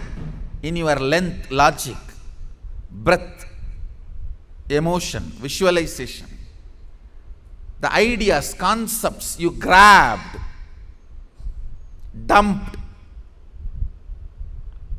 cognizing them rightly into your depth, making them as right cognition by manana, reliving, is completion. Understand? I am redefining completion. When you relive all the ideas you have again and again, all the ideas which makes you powerless starts dying down. They lose power over you. All the ideas which makes you powerful become stronger. They start growing in you. Understand? What needs to grow grows. What needs to go goes. The power of reliving is what needs to go goes. What needs to grow grows.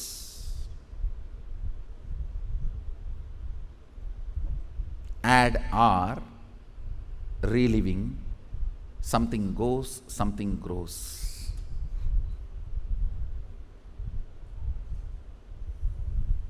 Let me explain clearly the principle of reliving. Listen to this principle.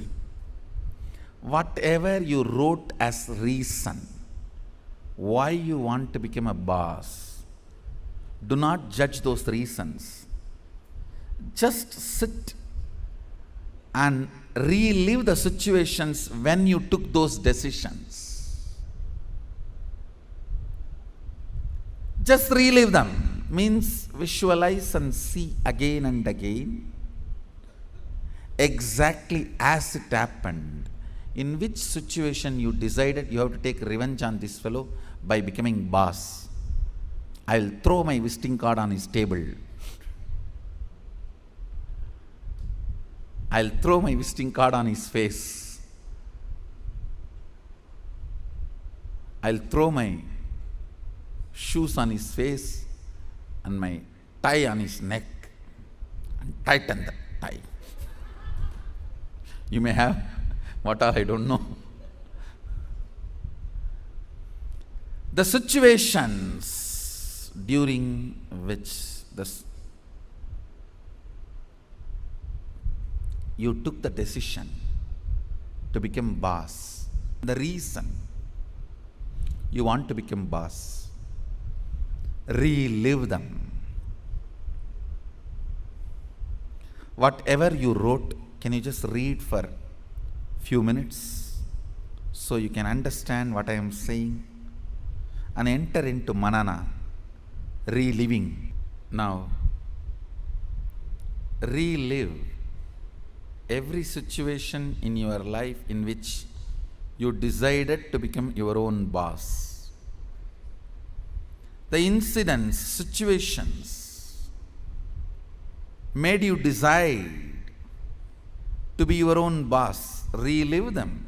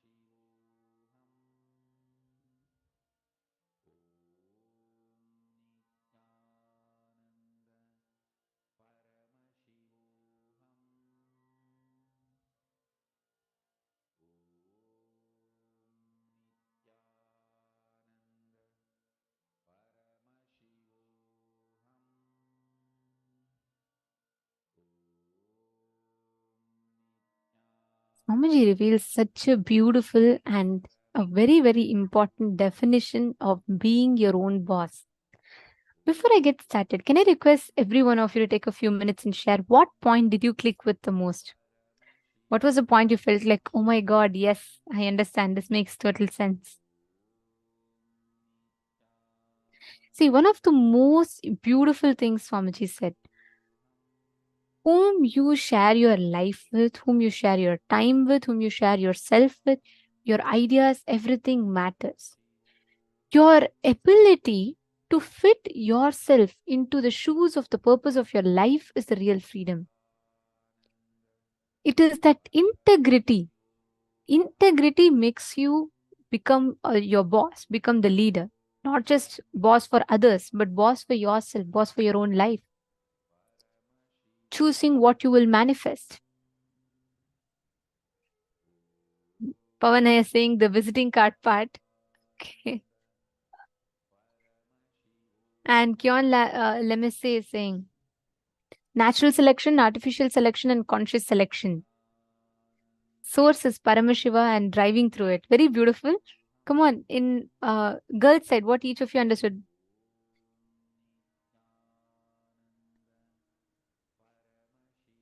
Can I request everyone to post?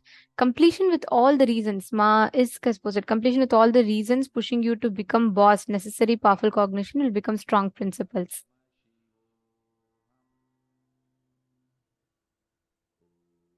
Okay, come on. Can I request everyone to post? What did each of you understand from this? What clicked with you? What was unique understanding that you received from this session, from this technique that Swamiji gave? Maria has posted, when you handle your moods, it's freedom. It's being your own boss. Beautiful. Being your own boss doesn't just mean deciding your moves, it means deciding your moods. Perfect. Swamiji told that very beautifully, actually. There is no right or wrong. Whatever makes you feel empowered is your dress code. Dana Caesar. That's very nice. Mavani Goyal has also posted. Okay.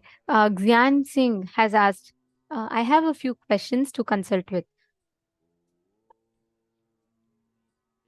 Okay, so first question you've asked, after 10 days, you're still not able to manifest powers. You're not able to experience that connection and manifesting the powers. And the second question you've asked is, when practicing the manifestation of superpowers, there's a slight pain in the heart during the chanting. Okay, firstly, Ma, just let me reassure you, for almost 10 years, I have manifested these powers. And I can tell you one thing, never there is no side effect of manifesting powers. Manifesting powers is a natural byproduct of you centering yourself on into the space of oneness. Like Swamiji says, right?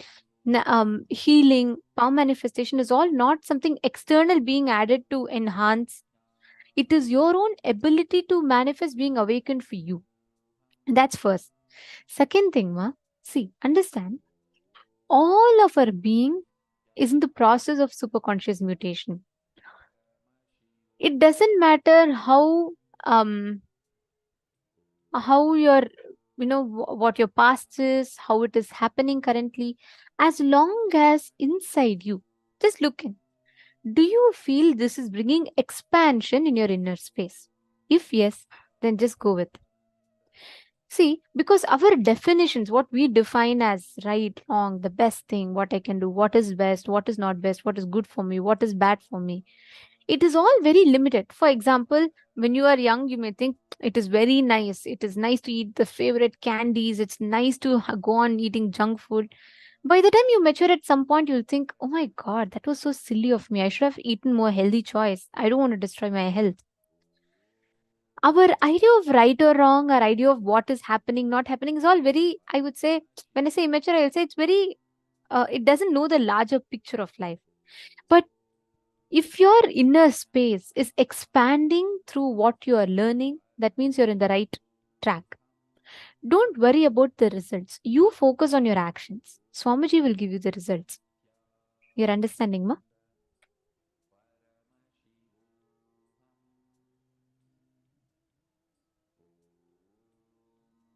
Okay.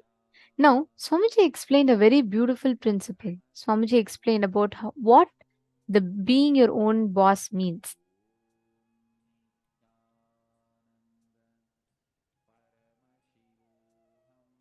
When you become your own boss, being your own boss, when it's not about, how much you're able to control others. No, the first principle is correcting the blueprint of life you carry inside your inner space.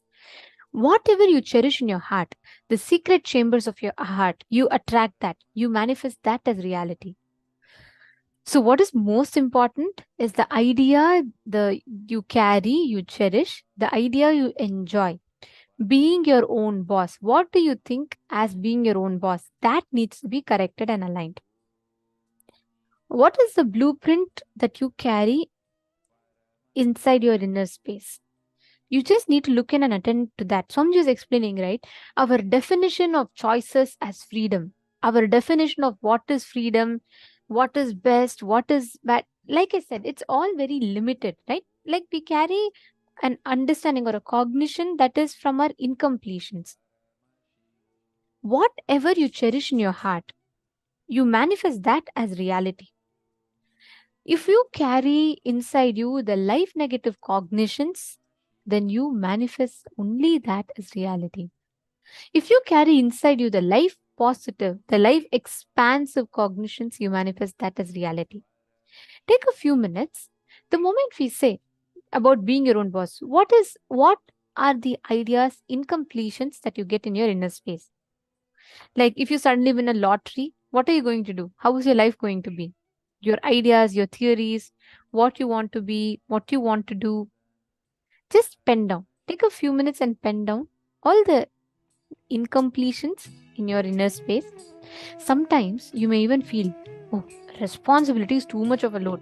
If I have to do nothing and enjoy everything, I'm fine, but I can't handle the responsibility of expansion. Write down all such incompletions that you carry in your inner space.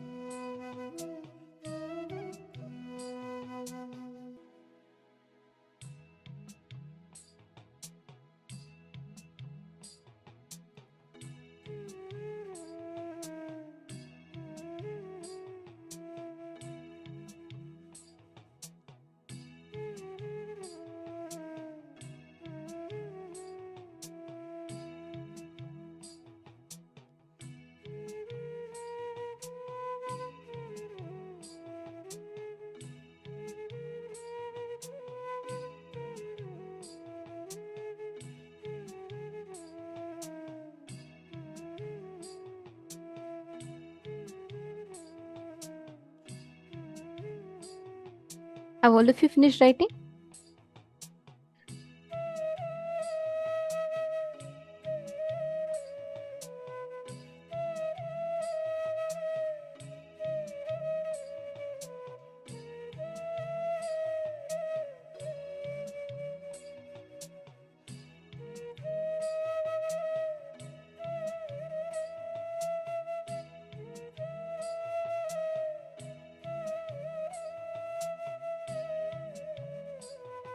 And I request you all to post in the chat if you all finished. See, all the things, the responsibility means it's load.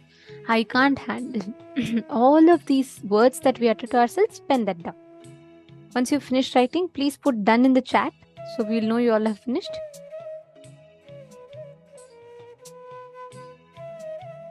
Okay, Ma Parameshwari is done. Ma Krista is done.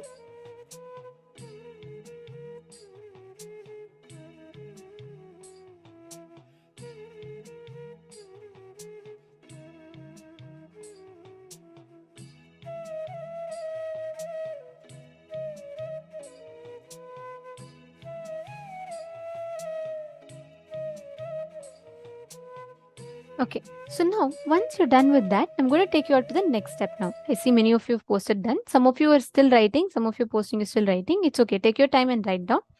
For all those who have finished, let's take the second step. Now,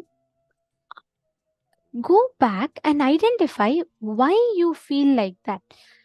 Understand, do not feel lazy to complete. Do not procrastinate completion. You may wonder for every intra exercise, like Swamiji is saying, okay, look in, why? It is a very powerful process because we never address the whys of our cognitions and thoughts. Incompletions remains inside of us and you constantly keep coming back and into that same loop. Take a few minutes, question yourself. Why is that incompletion? From when on that idea got developed in your system? Like, for example, you may feel all responsibility is a load on your head. Like you can't handle expansion. You want to have the pleasure, but you don't want to have the expansion. You don't want to have the the load of doing the work. Go back to the idea of when exactly you started feeling like that. When exactly this idea started developing in you. Take a few minutes and pen that down in detail. Each source, it could have been sometimes like when you were small and you wanted to become a leader, but then once you became a leader, you felt you were overloaded with things and that made you so incomplete. Or when you were trying to take responsibility, you missed out on the pleasure. Whatever you think, write it down and understand this is the key. We are all wanting to become a boss, but we are all not even able to have the control of our moods. Not just our moves, even our moods. Unless we analyze and address this part, we're going to keep repeating that same thing again and again and again. So I request all the participants to please pen down this. If any of you have any questions, please feel free to post. All of you write this down.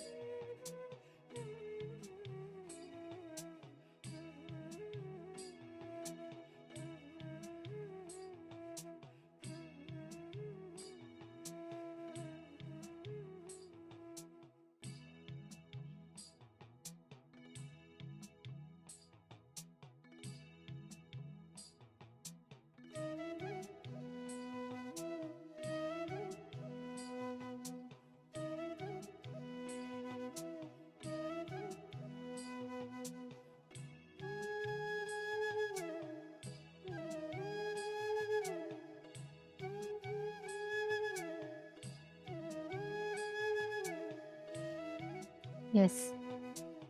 How many of you finished? Have you all finished writing?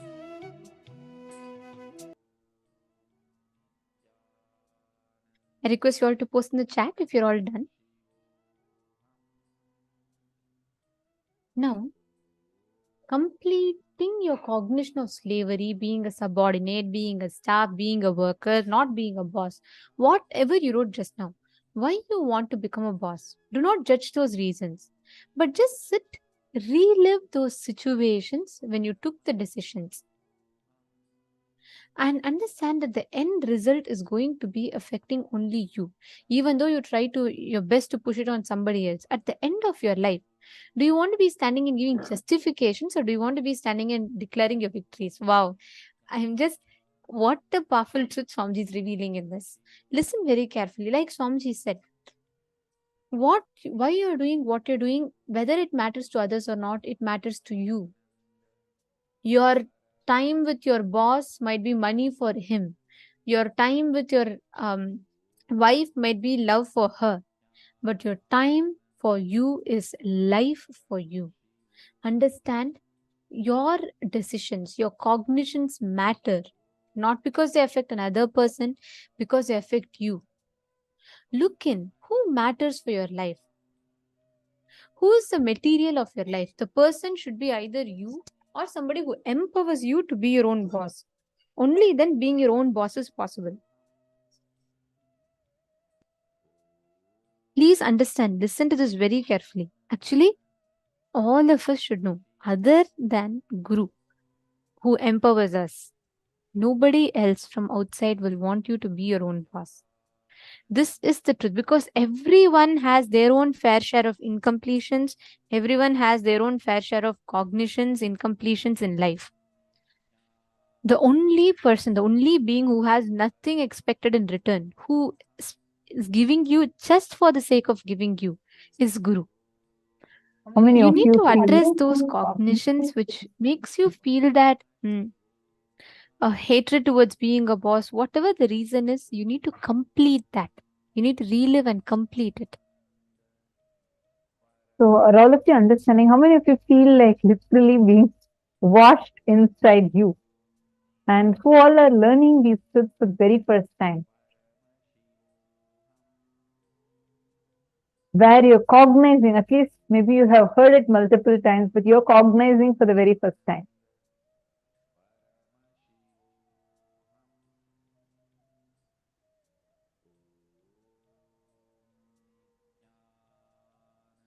You're expanding the cognition. I don't feel like I have any more incompletion about being my own boss. That's wonderful. I have excitement and feel powerful. But just one thing, Shane Dennis, that's great to know, but do take a few minutes to look in. From when on, see, right now, let us say that some opportunity has manifested in front of you. You've been sitting in the program, been empowering yourself with so many powerful cognitions, and you've been receiving the initiations from some. These are definitely the way you are is completely different from what you were just 10 days before, right? But do look into what is it, the reason, the original reason for why you chose to become a boss. I can never forget this. Like when I was young, I still remember it was in the class, like, we had this concept of being a class leader, right? In my school, that was the first time I saw that, okay, if you're a class leader, then all the teachers would like you. And it's something more like you have to be like everyone will like you if you're a class leader. So, and I really wanted to become the class leader just for that one purpose. But when I got the opportunity to become a class leader, it became the other way around. It really did not go well. People started hating me because I used to go and complain to the teacher. So this started being a thing. So I started developing so much of a hatred and fear to become a leader, to be a leader anywhere. I'll always be so afraid, and I'll always feel if an opportunity comes, I would, and if I become a leader, I'll just be waiting for when I'm going to fail in it. This was the pattern. And it repeated when I joined Gurukul initially. So this is the first response I had when I was made like a leader for a group over there. And it was one of the mentors who actually walked me through to go back and relive which incident made me feel powerless. So after reliving, I understood how the very idea that I carried at that time and the way what for I chose versus what actually happened versus how I'm connecting logically to two different things. I had a very like the clarity and completion that happened inside. After that, that whole suffocation I used to feel just dropped. So completion is a very, very, very powerful technique that Swamiji has given us, which can immediately relieve you, like what Swamiji said, right? When you add reliving, one part of you goes, one more part of you grows. When you add the R, one part goes and one more part grows. Understand, we all have that power to manifest a completely new ourselves. Understand, it's not about, okay, when I want to become a leader, at that time I'll see. No, leadership consciousness, it is not a position. It's not just a role. It is a very consciousness. That's why Swami uses the word leadership consciousness. Developing the leadership consciousness. You should be a leader of yourself. And you should be leader of wherever you are. And that would start happening only when you start reliving and reliving, completing with all the wrong ideologies you picked up. Leader is not about your moves, like Swamiji said. It's not about your moves, it's about your moods. Means you being able to handle and decide your moods, not just your moves. Now, today we're all going to be receiving a very, very powerful darshan, right? Where Swamiji is going to be awakening the leadership consciousness in us. And he's literally going to be enabling us to manifest that leadership in our inner space. And Swamiji is going to be taking us through a very special process where we'll have the darshan of Mahakailasa. In preparation for the initiation today, let us understand the deity, the principle that the deity today represents. Today Swamiji is going to be taking us through. We're going to be having the darshan of Tripurantakar Murti. So let us first understand what is this deity and what it represents. Before that, if any of you have any kind of questions related to the topic that we all learned just now, please feel free to post here. I'm learning new incompletions within myself. I was very surprised. Makrista Hetman. Thank you so much for sharing. That means you're becoming more and more conscious. Swamiji is making all of us so conscious. That is why we are discovering so many, the incompletions that are sitting inside of us, we are discovering them and cleansing them out. Karen Siva has posted this. It's also the first time I listened to this satsang. This is so interesting. Wonderful. Can I request all of you, any of you have any questions, please post.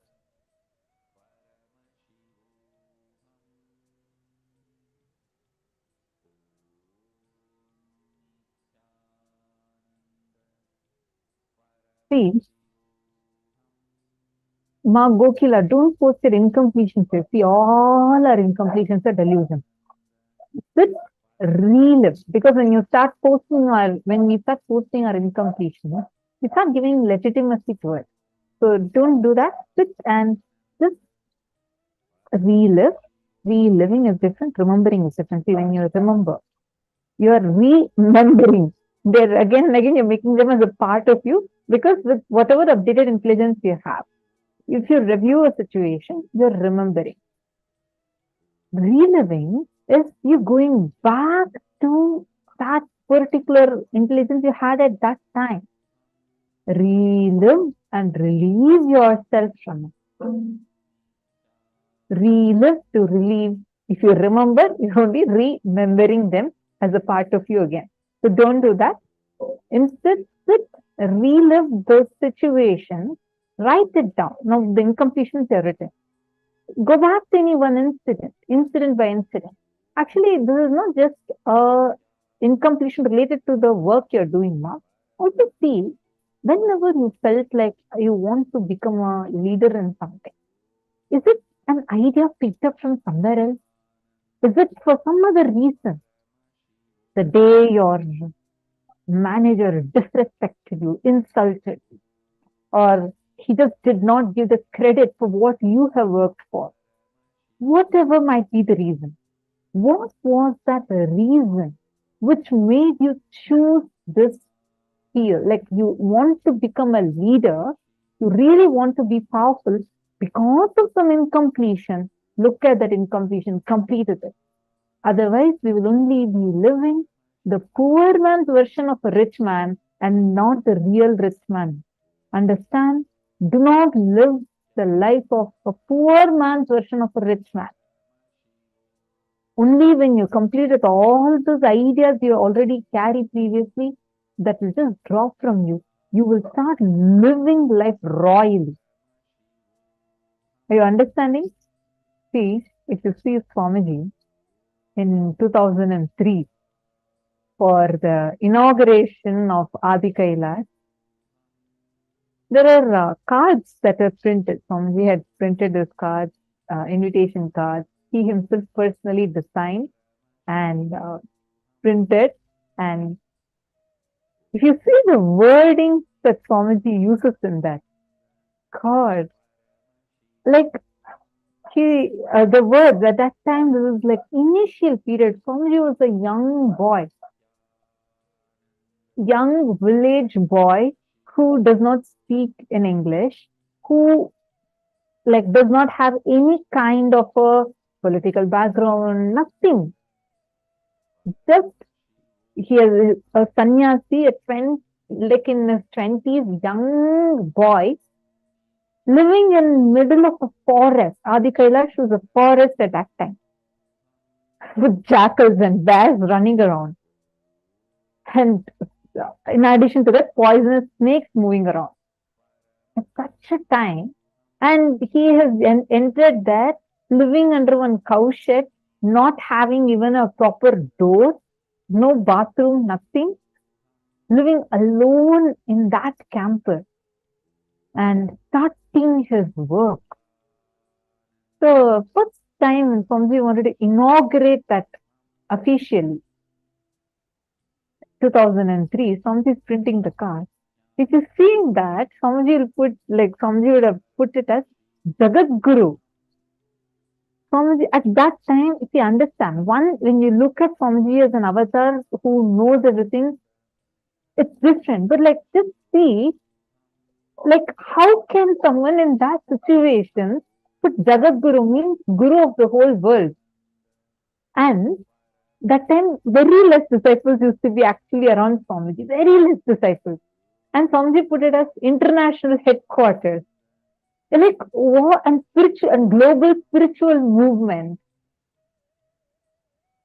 Understand, that is real leadership consciousness. It is not dependent on anything. It is not that, okay, based on, because I have all these, okay, now I have established so many ashrams, sadhinams, temples, monasteries. So now I am declaring that, and this is a global spiritual movement, is different. Just at that time, one Tiruchengood Adinam Swamiji started, and this is Adi Kailash. Global spiritual movement. These are the exact words Swamiji has put. To look at the vision Swamiji had. And in 2009, 2000, and even there some, actually one of the devotees from very early period, he shared that early on itself, Swamiji had told about how Swamiji wants to establish a nation for Hindus, and actually started looking for land and started working for the ground. Swamiji even said that we are going to have our own currency. When all this, he is like a young boy, and like there is absolutely, like the whole mission is at this initial stage. He is on ground, sitting with the sculptors, carving the deities, and sitting with the and moving the deities along with all the other workers that are there. This was how Swamiji worked. At such a point, Swamiji is discussing what cognition. He's saying that Swamiji wants to establish a nation for Hindus, which Swamiji has done and already shown to us. It is established now. But Swamiji declared this almost 2 decades before. Understand, that was Swamiji, that's how Swamiji is. That is real leadership consciousness. I see many of you saying, wow, wow, wow. Absolutely. Only when you really see how Swamiji is living, studying Swamiji's life, will actually awaken that real leadership consciousness in us. In every way. It's like, because there's no incompletion based on which he's becoming a leader, but because of his vision, he's very clear what his vision is and made it happen. There is no incompletion that is there at its root. If you see just go visit Nithyanandapedia and see the pictures from 2002, 2003. You will see Swamiji like one young boy just sitting at the, there are photos of Swamiji just sitting at the steps, washing clothes. Swamiji will wash his clothes and the clothes of the other sannyasis. Actually, Swamiji only used to put kavi for the color kavi to come. There's a very traditional way of making. So the first initial, a small group of disciples that used to be around Swamiji used to put the kavi for those cloths, and Swamiji only used to wash their clothes and give them. Swamiji used to teach them how to wash clothes. And every morning, Swamiji will go and personally wake up everyone for yoga, do yoga along with them. See, understand, that is real leadership consciousness. Ma Dhanananda has posted, what a vision and what a visionary. Absolutely, right? Like, I mean, every time I remember this, it's just so beautiful. You'll keep falling in love with something more and more and more. Like the way how Swamiji was. Till now, it is the same. The way how Swamiji will get involved till the last minutest step. Even now, Swamiji does the same. See, there are people who will have big vision, and there are people who micromanage into things. But it's extremely rare for these two to come together. And Swamiji is intensity in both of these dimensions. You can never have a vision like how Swamiji had, nor can you do the micromanagement up to the detail that Swamiji does. Like the question is, never compromise on the quality just for the quantity, and he will never reduce the quantity just for the quality. Swamiji's like, when Swamiji was saying here, how everything,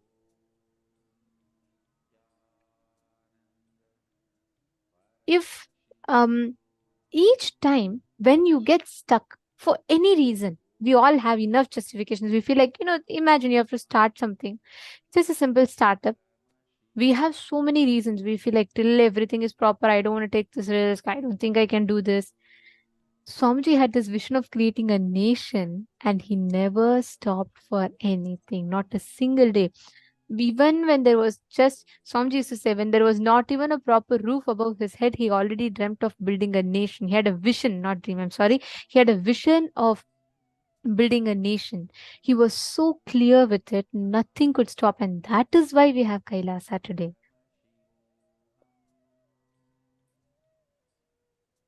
so now let us all enter into the next session. And in this session, we all are going to be understanding about who is Bhagavan Tripurantaka. So let's listen to the revelation now from Swamiji.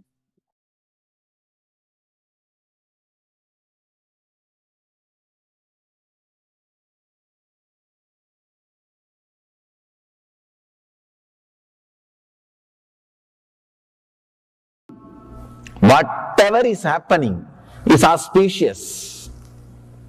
Shiva. The word Shiva means in Sanskrit causeless auspiciousness. Whatever happens in your life, even if the best thing happens, you can always think, it could have been little better. It could have been little better. Or whatever worst thing happens, you can always say, oh, at least this much I am saved. It is up to you to feel whether things are auspicious or inauspicious. In the planet Earth, only two kinds of human beings are there. People who feel everything is inauspicious. We need some correction. We need some alteration. We need some further development. We need to remodel. There are some people who feel everything happening is auspicious. Person who feels whatever is happening is inauspicious is a materialistic. He believes in matter, correction, doing, remodeling, changing, altering. Person who believes whatever is happening is auspicious is a spiritualist. Believes in the intelligence of the cosmos, the whole. He is very clear, the whole is much more intelligent than part, me. If you think the whole is not more intelligent than you, you are materialistic, egoistic. If you think the whole is much more intelligent than me, you are spiritualist. Over. The whole world can be classified just with these two categories. If you feel whatever is happening is auspicious, you are a spiritual person. A small story. After a powerful sermon on the charity, the priest sends his hat for a rounds, for a collection. The hat goes round, comes back as empty as it was sent. He took his hat and said, oh God, at least the hat came back. Understand? He is intelligent. He is really intelligent. He is able to think whatever is happening is auspicious. Whatever is happening is best. You can either think whatever is happening is inauspicious, or you can realize whatever is happening is auspicious. Why enlightened beings are constantly feeling whatever is happening is auspicious? It is just because of the Kundalini Shakti. Once this Kundalini energy awakens in you, you will feel so much of energy in your body, you will not be able to complain about anybody. Understand? You will complain about anything or any person or any incident only when you are in low mood. Means your usual mood. You will not be able to complain, criticize, or feel disappointed about any person or anybody if your body is overflowing, bubbling with energy. You feeling whatever is happening is auspicious or inauspicious is directly connected to your energy level. At some time, if you get the glimpse of that high energy, by some method, sometimes people get into that high energy without even knowing. Maybe if they go to some high energy places, or if they are really relaxed, they get into that high mood. Suddenly those few moments or few hours, you feel you are so fulfilled, nothing is wrong in the planet Earth. You will feel everything is going the best way. If you had this glimpse, these moments in your life even once, you can be called as a spiritual seeker. Sometime, even while seeing the sunset, suddenly you feel the whole thing is settled in you. And you think, God, Everything is beautiful. Things are happening. It's okay. Suddenly, some mood, you are silent, you are relaxed, you are filled with energy, and you see whatever is happening is auspicious. There is only two planes of existence. One, the plane of normal human beings.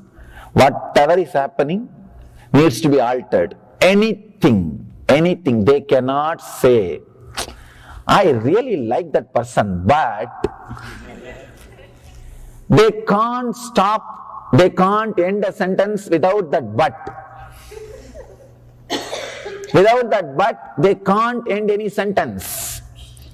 They cannot make a statement without that but, there ends. If you are using that word but or this, then you are a human being. There is another one kind of existence. Whatever happens, he is not bothered at all. In Gita, Krishna says, samaschitta. It does not mean he is not compassionate. Understand? A person who is balanced does not mean he is not compassionate or he doesn't suffer seeing the others struggle, others suffering. He tries only to remove others' suffering instead of he suffering with them. It is not directly going to help. First thing, you need to feel completely overflowing. Whatever is happening is auspicious. In the auspicious energy, let there be one more auspicious wave to bring the people up. Can be the idea or can be the understanding. The person whose Kundalini is not awakened, whose Kundalini Shakti is not become alive, in Sanskrit we call Kundalini Jagrata, the higher consciousness awakening. If it has not happened in you, whatever is happening inside and outside you will be inauspicious. If that awakening happens, whatever is happening inside and outside you will be auspicious.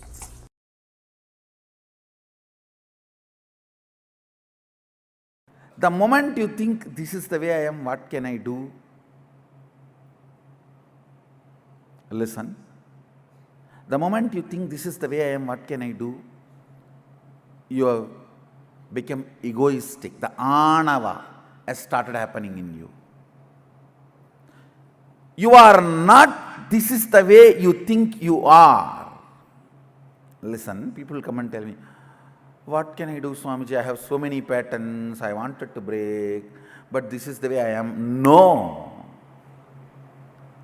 You fantasized about breaking, never wanted to break. Fantasizing about completion and doing completion is totally different. You always fantasized about becoming new being because you see the way the new beings radiate. You have an idea how it will be. Butterfly in the stomach, rose in the heart, light in the eyes.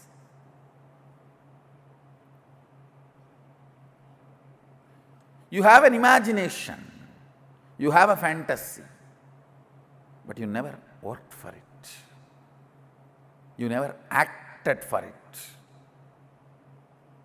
Understand, action manifests Shaktis. Acting towards what you want manifests Shaktis.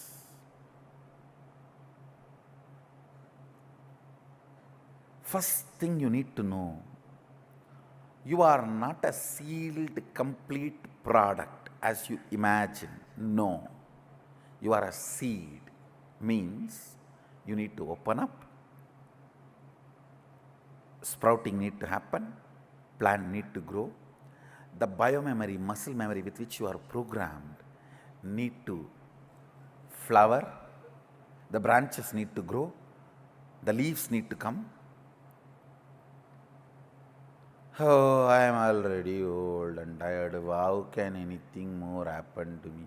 How can anything new happen to me? Where is the new life? That is what I call anava. The moment you decide where is the new life for me, there is no new life. The anava surrounds you. Every situation, understand, every situation brings only new life to you. Just because you got $1 billion in lottery and you are going to move to a palatial bungalow, you can start crying, oh, the small house has been snatched away from me. Fool. I have seen people crying. I have seen people crying when the great transformation happens to them for which they were waiting.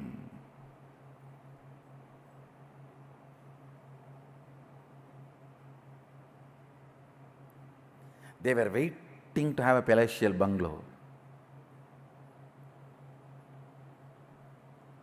They won the lottery. Now their bungalow is ready.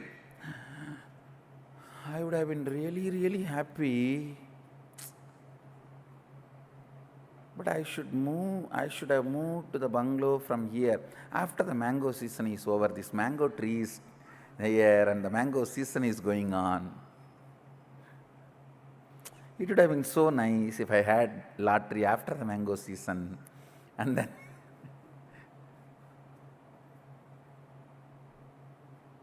look in, there are many times continuously. What for you have been praying, waiting, when that opening happens, suddenly you are not okay for that opening. You are trying to hold on to the old, tasting the old, tasting the boredom, tasting the old, tasting the boredom.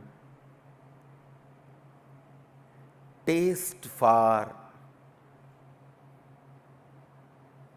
anti-life. I should tell you, biggest enemy in your life is taste for anti-life.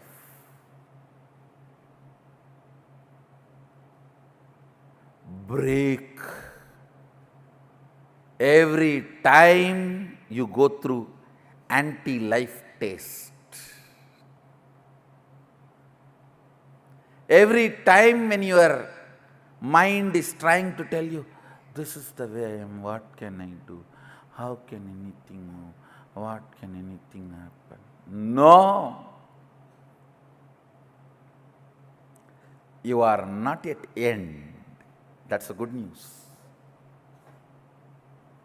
You are only a seed. As long as you consider you are only a seed, you need to manifest your Sadashiva. Because, understand, Sadashiva constantly considers himself as the seed which need to manifest, yet to manifest, yet to manifest. Even after manifesting this whole Jagat.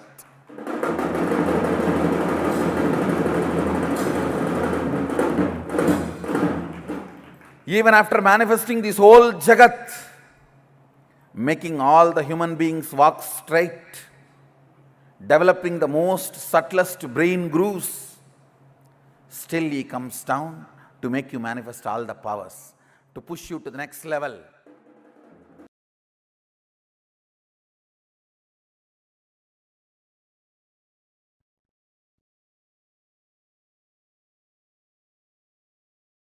Sankhya of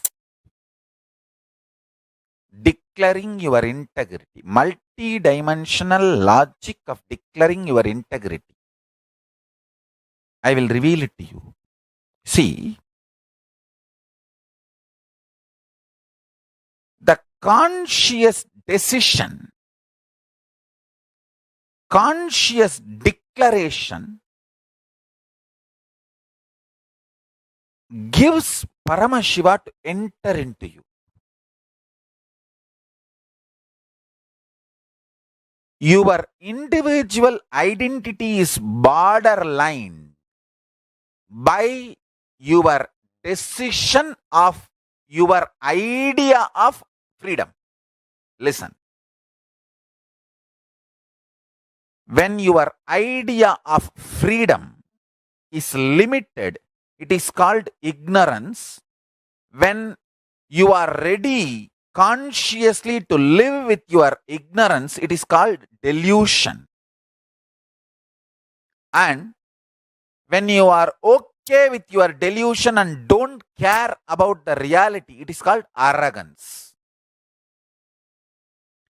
These three puras, these three pura asuras, three-layer demons cannot be penetrated unless you give permission. If you consciously declare, I declare my integrity to Paramashiva component in Swamiji, in my Guru. If you declare even that much, that's enough. Then your soul can vibrate in the space of Paramashiva. See, now I have given a very insured declaration. Very secured and insured declaration.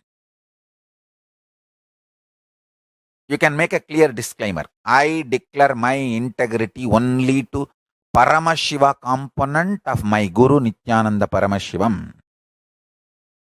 And non-Paramashiva component, I am not declaring my integrity. You can clearly make it. I don't have a problem. So you feel very secured and insured.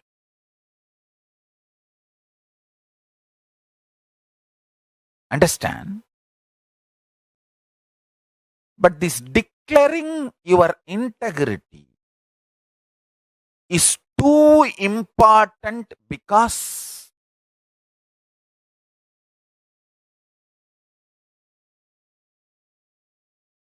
this is the Sankhya multidimensional logic of consciousness. Only then consciousness can enter into your being and awaken you.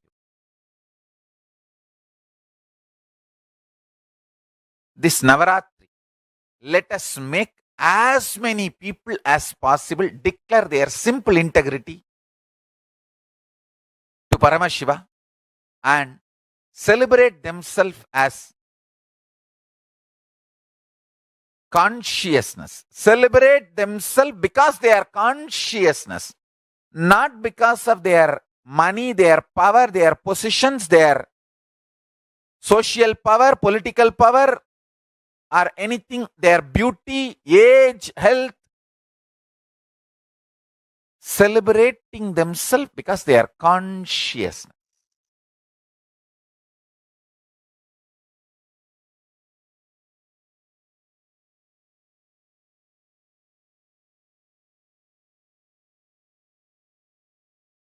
Just these two. Declaring simple integrity to Paramashiva component of your Guru. When you declare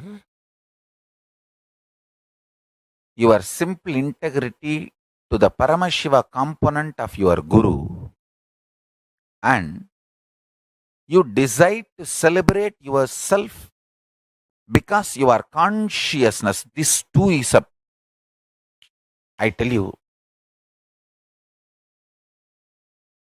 most successful recipe for power manifestation. Deadly combination. Nothing can kill you after that. Deadly combination for destroying all the ignorance and powerlessness and impossibility.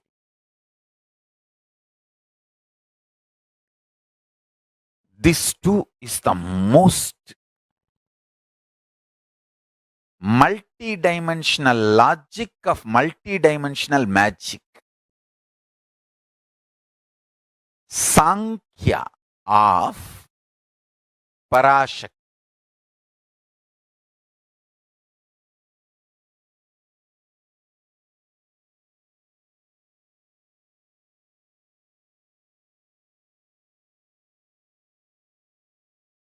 It may look too simple, I tell you. See, when you eat, decide, Navaratri, I decided this 9 days I will celebrate myself because I am consciousness. So now, as consciousness, I am going to eat.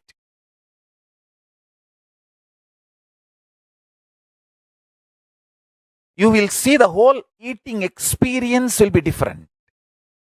As consciousness, I am going to drink water or whatever juice or anything you drink. As consciousness, I am going to sleep. As consciousness, I am going to do my office job. As consciousness, I am going to relate with people. As consciousness, I am going to do all my activity. So much of grounding and qualitative difference in your reality.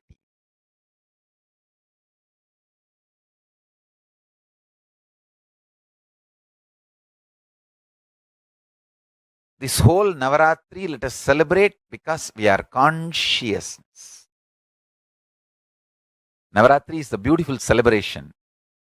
Devi who received Agama, Vishnu who made the Agama as the software for the whole universe.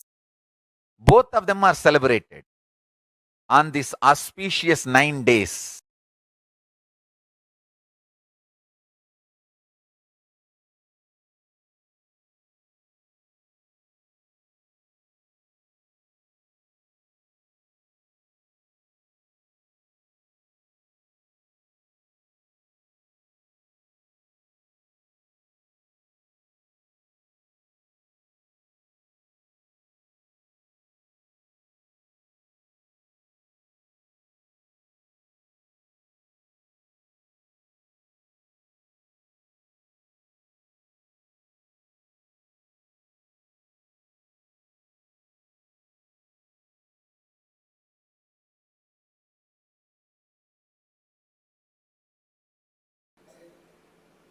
Third eye,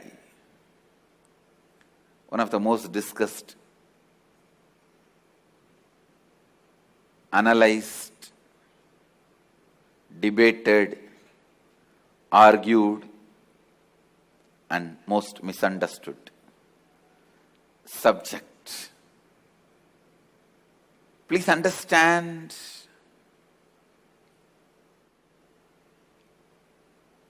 what is third eye? Let me define. Third eye is an intra-organ. You really have it. Which can be awakened, which can directly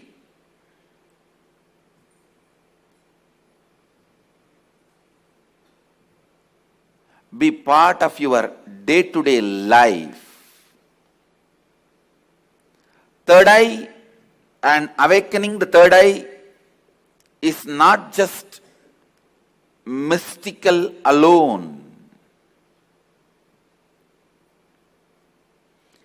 It can be directly experienced in your very physical plane.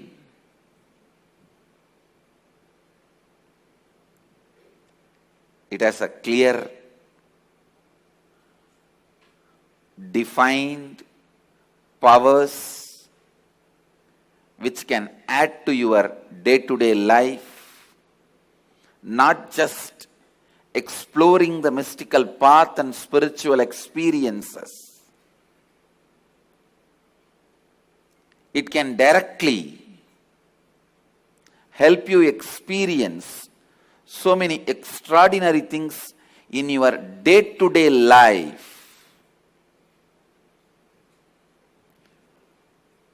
almost all religions, all spiritual groups, whether it is ancient and tribal based or very modern secret groups, all spiritual groups have worked on third eye because that's the most easiest, most powerful way of awakening yourself to the higher dimensions. Awakening yourself to the higher dimensions.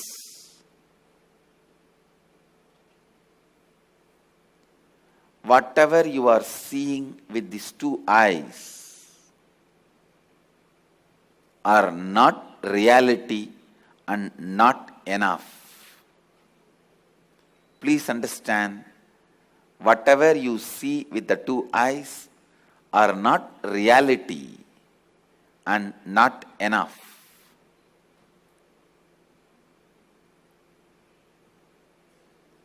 Third eye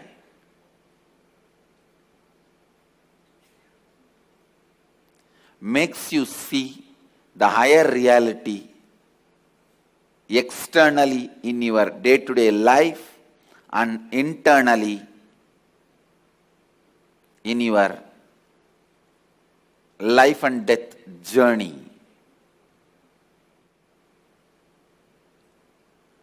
Third eye is one of the powerful energy center in your body. It is located between both eyebrows, where I have this red color kumkum. To tell you honestly, there are some subjects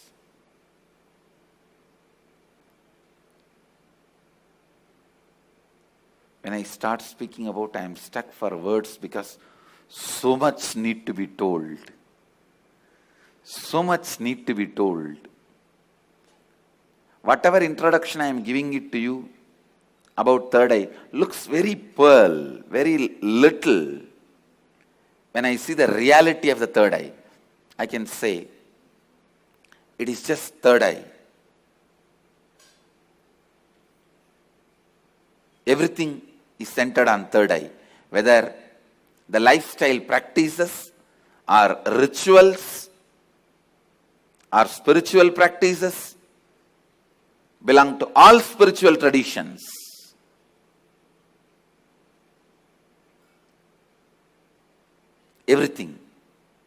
Everything is centered on third eye.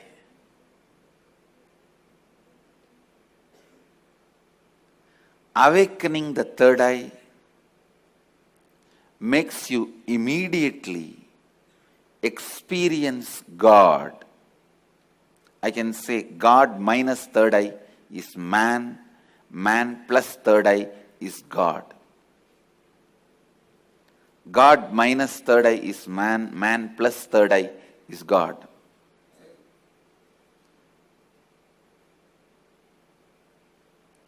Third eye is called Chakra Raja, king of chakras. That's the last chakra. The crown center is not actually chakra, it's an opening. The third eye is the last chakra, an ultimate chakra in your body. All the different energy centers in your body is ruled by third eye chakra.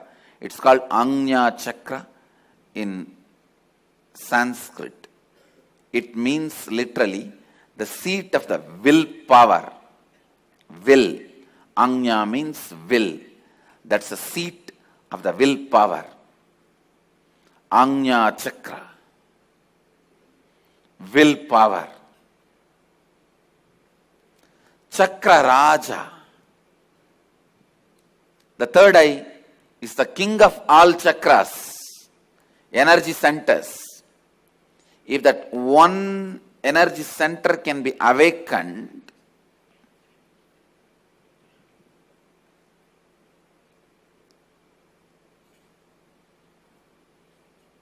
all the energy centers can be awakened. That is why in Hindu tradition, the various pilgrimage centers are identified with the different chakras. But Varanasi, the pilgrimage center of Hinduism, is associated with the third eye. That is called as a third eye center. The Anya Chakrasthala,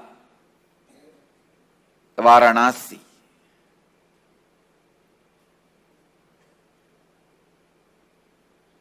People ask me, what happens to you when you activate your third eye? Actually, I can't say. You can't explain to a born blind man what happens to him when he gets the vision.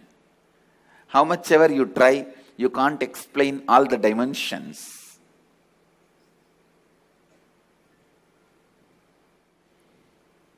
Actually,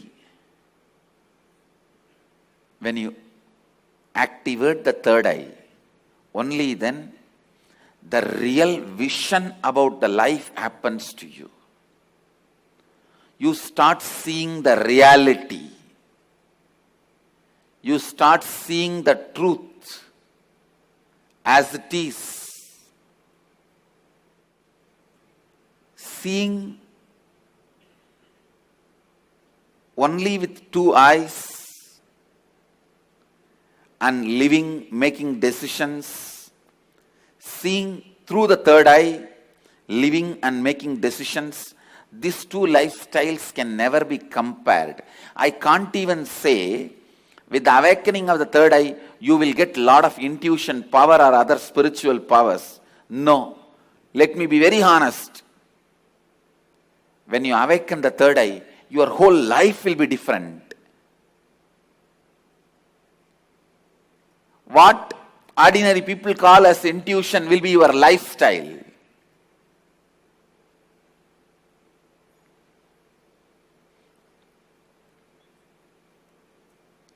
What individuals call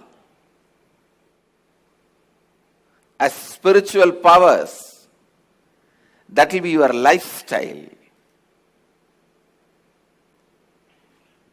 It is not easy to describe the difference. I am telling you, the truths about the third eye was never believed by mass because it seems too good to be true. Too good to be true. When I declared, if your third eye is awakened, you can see with closed eyes.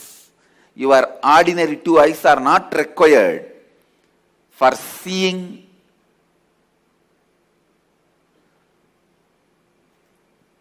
or perceiving, recognizing things. People felt it was too good to be true. When I declared at the age of 12, when I had the third eye awakening, with closed eyes I was able to see 360 degree. People really felt it was too good to be true. When your third eye is awakened,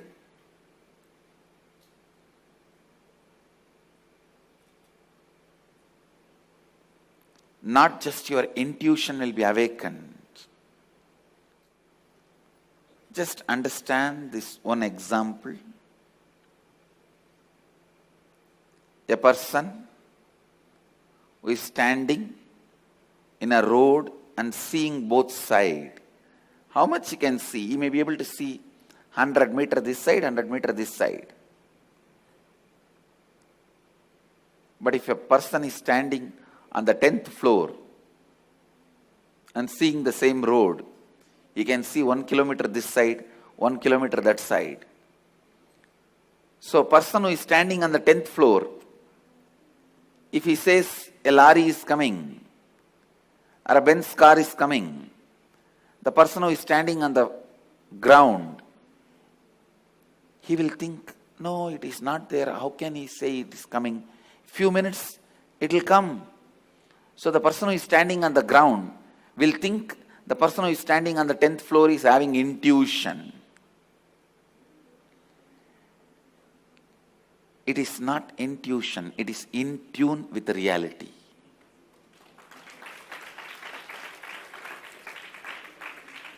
When your third eye is awakened, you will be able to see everything from the higher plane.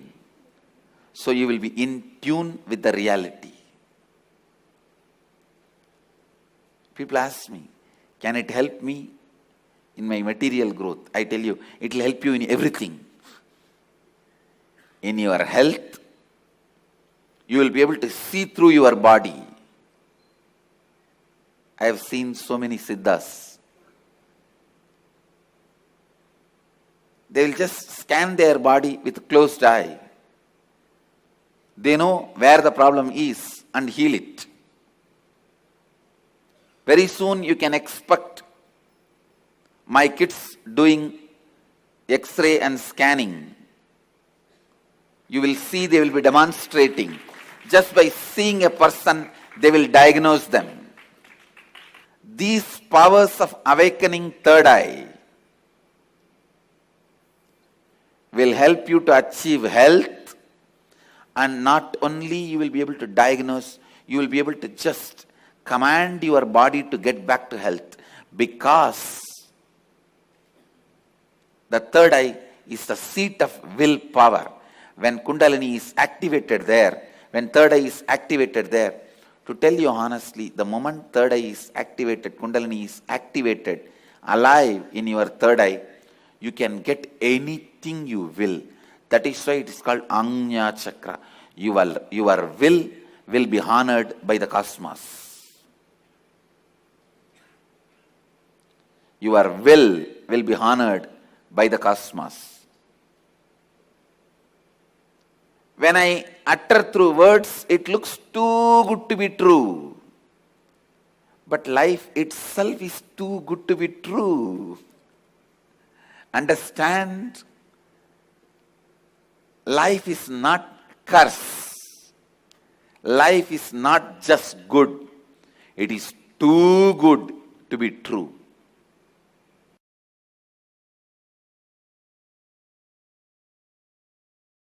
Third eye is an intra-organ, just like both your eyes, which has cords and nerves. First. Second, the consciousness you are using to operate these two eyes, called chakshu, the same consciousness only needs to be used to operate third eye also. And third, listen, when you start experiencing, all this basic introduction is needed for you. So don't think when basic introductions are given, oh, this is not necessary. No. It is needed for you. When you are going to operate some part of you, you need a thorough introduction. See, without reading the owner's manual also you can operate a car, but you will only be knowing the basic things. Like iPhone. Without reading the owner's manual, you can operate, but you will be only calling, nothing else. Still, many of the Indian rich villages use the iPhone only for calling. They will be having it, but they don't use anything else other than making phone call. Understand? Agamas and Upanishads are owner's manual for you. Even if you don't read, you will be alive, no doubt. You will eat, digest, sleep, die. You will fight when you are hungry. You will love when your hormonal pressure has increased. They say, the one-liner I read, make love, not war. If you insist you want to do both, then get married. So you may just take birth, eat, digest, have few kids and disappear. Without reading the owner's manual also you can survive, but it is only surviving, not living. Surviving, not living. And if you read the owner's manual, know what you are going to do with all the dimensions available to you, all the apps available to you.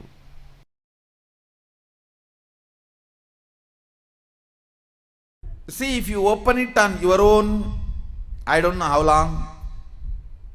If I am going to open it for you, how much it takes for you to open your two eyes? So that much only it takes.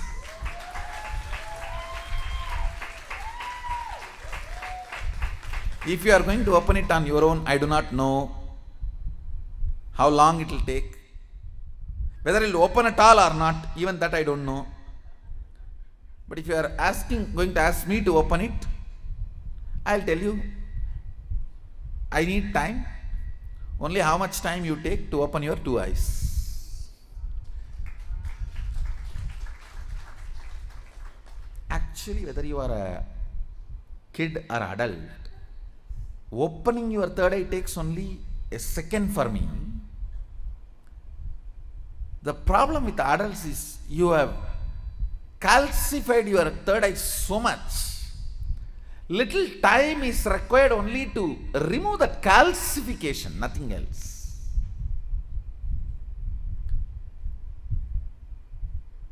Only to remove the calcification, it takes little time, nothing else. Actually, when your third eye opens, your whole face radiates something called grace.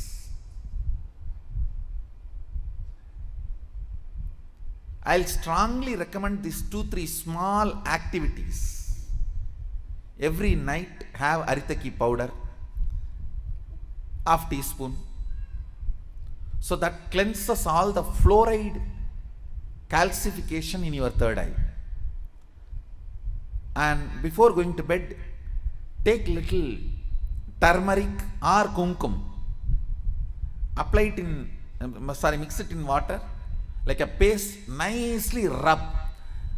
See, fluoride and turmeric both have a quality of penetrating your body through skin.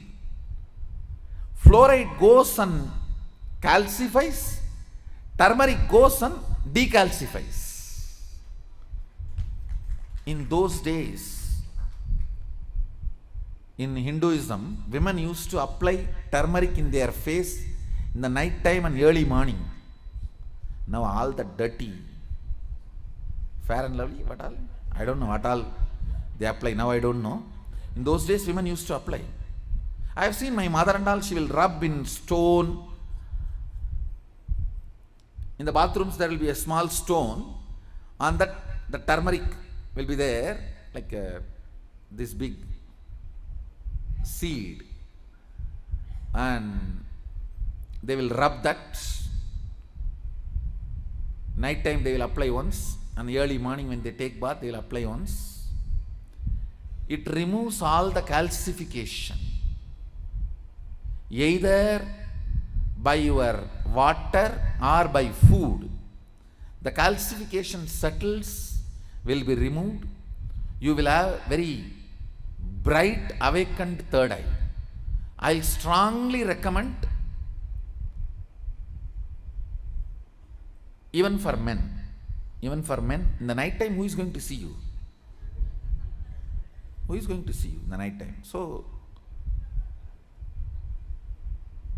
even men can apply on the forehead. Not just applying, you have to rub, so it penetrates through the skin and decalcifies.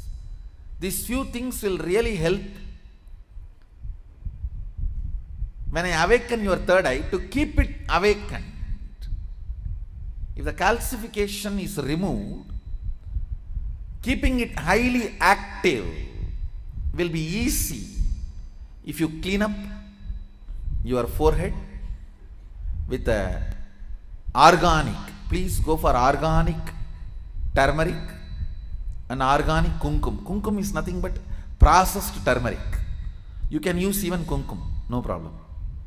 Anyone is okay. Turmeric or kumkum, even men, it will really help to clean your third eye and decalcify the calcification.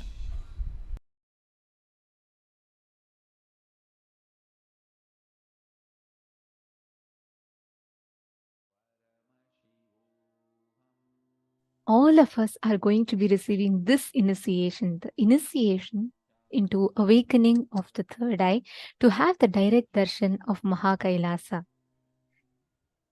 All of us learned the secret of being our own boss, how we can become our own boss. And just in a few minutes, in less than 10 minutes, we're all going to be receiving the darshan, and I request every one of you to please settle down. Like how Swamiji was so beautifully explaining to us about what is third eye, how the third eye gets awakened. Today, literally all of us are going to be experiencing that third eye awakening by having the darshan of Bhagavan Paramashivam. All of us are going to be receiving the darshan. I request everyone to quickly settle down. In just a few more minutes, the darshan is going to be starting. So be ready. Darshan of Tripurantakar Murti. And this form of Paramashiva is a very, very beautiful form. We all listened to the whole session where Swamiji was revealing about what the deity, manifestation of Paramashiva as Tripurantakar represents. Now we will be chanting the Dhyana Shloka of Tripurantaka Murti as we all prepare ourselves for the darshan.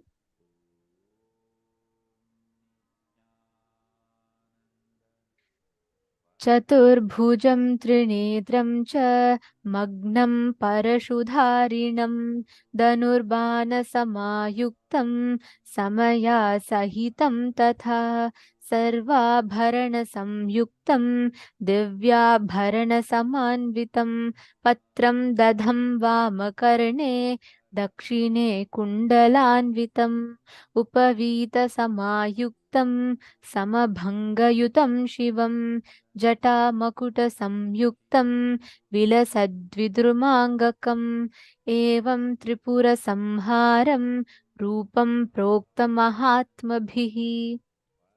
This form of Paramashiva, in which he destroyed the Tripurasuras, the demons, and he blessed the whole world with the ultimate boon of the leadership consciousness awakening in us. Every one of us sitting here today, we learned some of the most important truths. We understood about what is leadership, what is Ishwaratva. We understood about conscious awakening, that Ishwaratva awakening in us, becoming our own boss. We also understood about the third eye and how Mahakailasa is. And most importantly, we all learned the exact description of Mahakailasa from Swamiji himself, where Swamiji conducted a very beautiful process of meditation to enable us to see the colors in Mahakailasa. Like Swamiji said, one of the most interesting part was where Swamiji said, like how in planet Earth, when you look at the night sky, you see a dark sky with stars studded like diamonds on the sky. But in Mahakailasa, it's completely the other way around. When the Mahakailasa, the whole space is so bright, it's completely golden in color, that you will see stars appearing almost like black dots on the sky. So how many of you are excited to have the darshan of Mahakailasa, to be able to see how exactly it is, that parallel universe of Mahakailasa? Yes, I see all of you excited. See, now all of us who from morning we all have been learning about various different things, whether we learned about the leadership consciousness, how Mahakailasa exists, and learning about who is Bhagavan Tripurantak Murti, and we learned many different powerful cognitions for power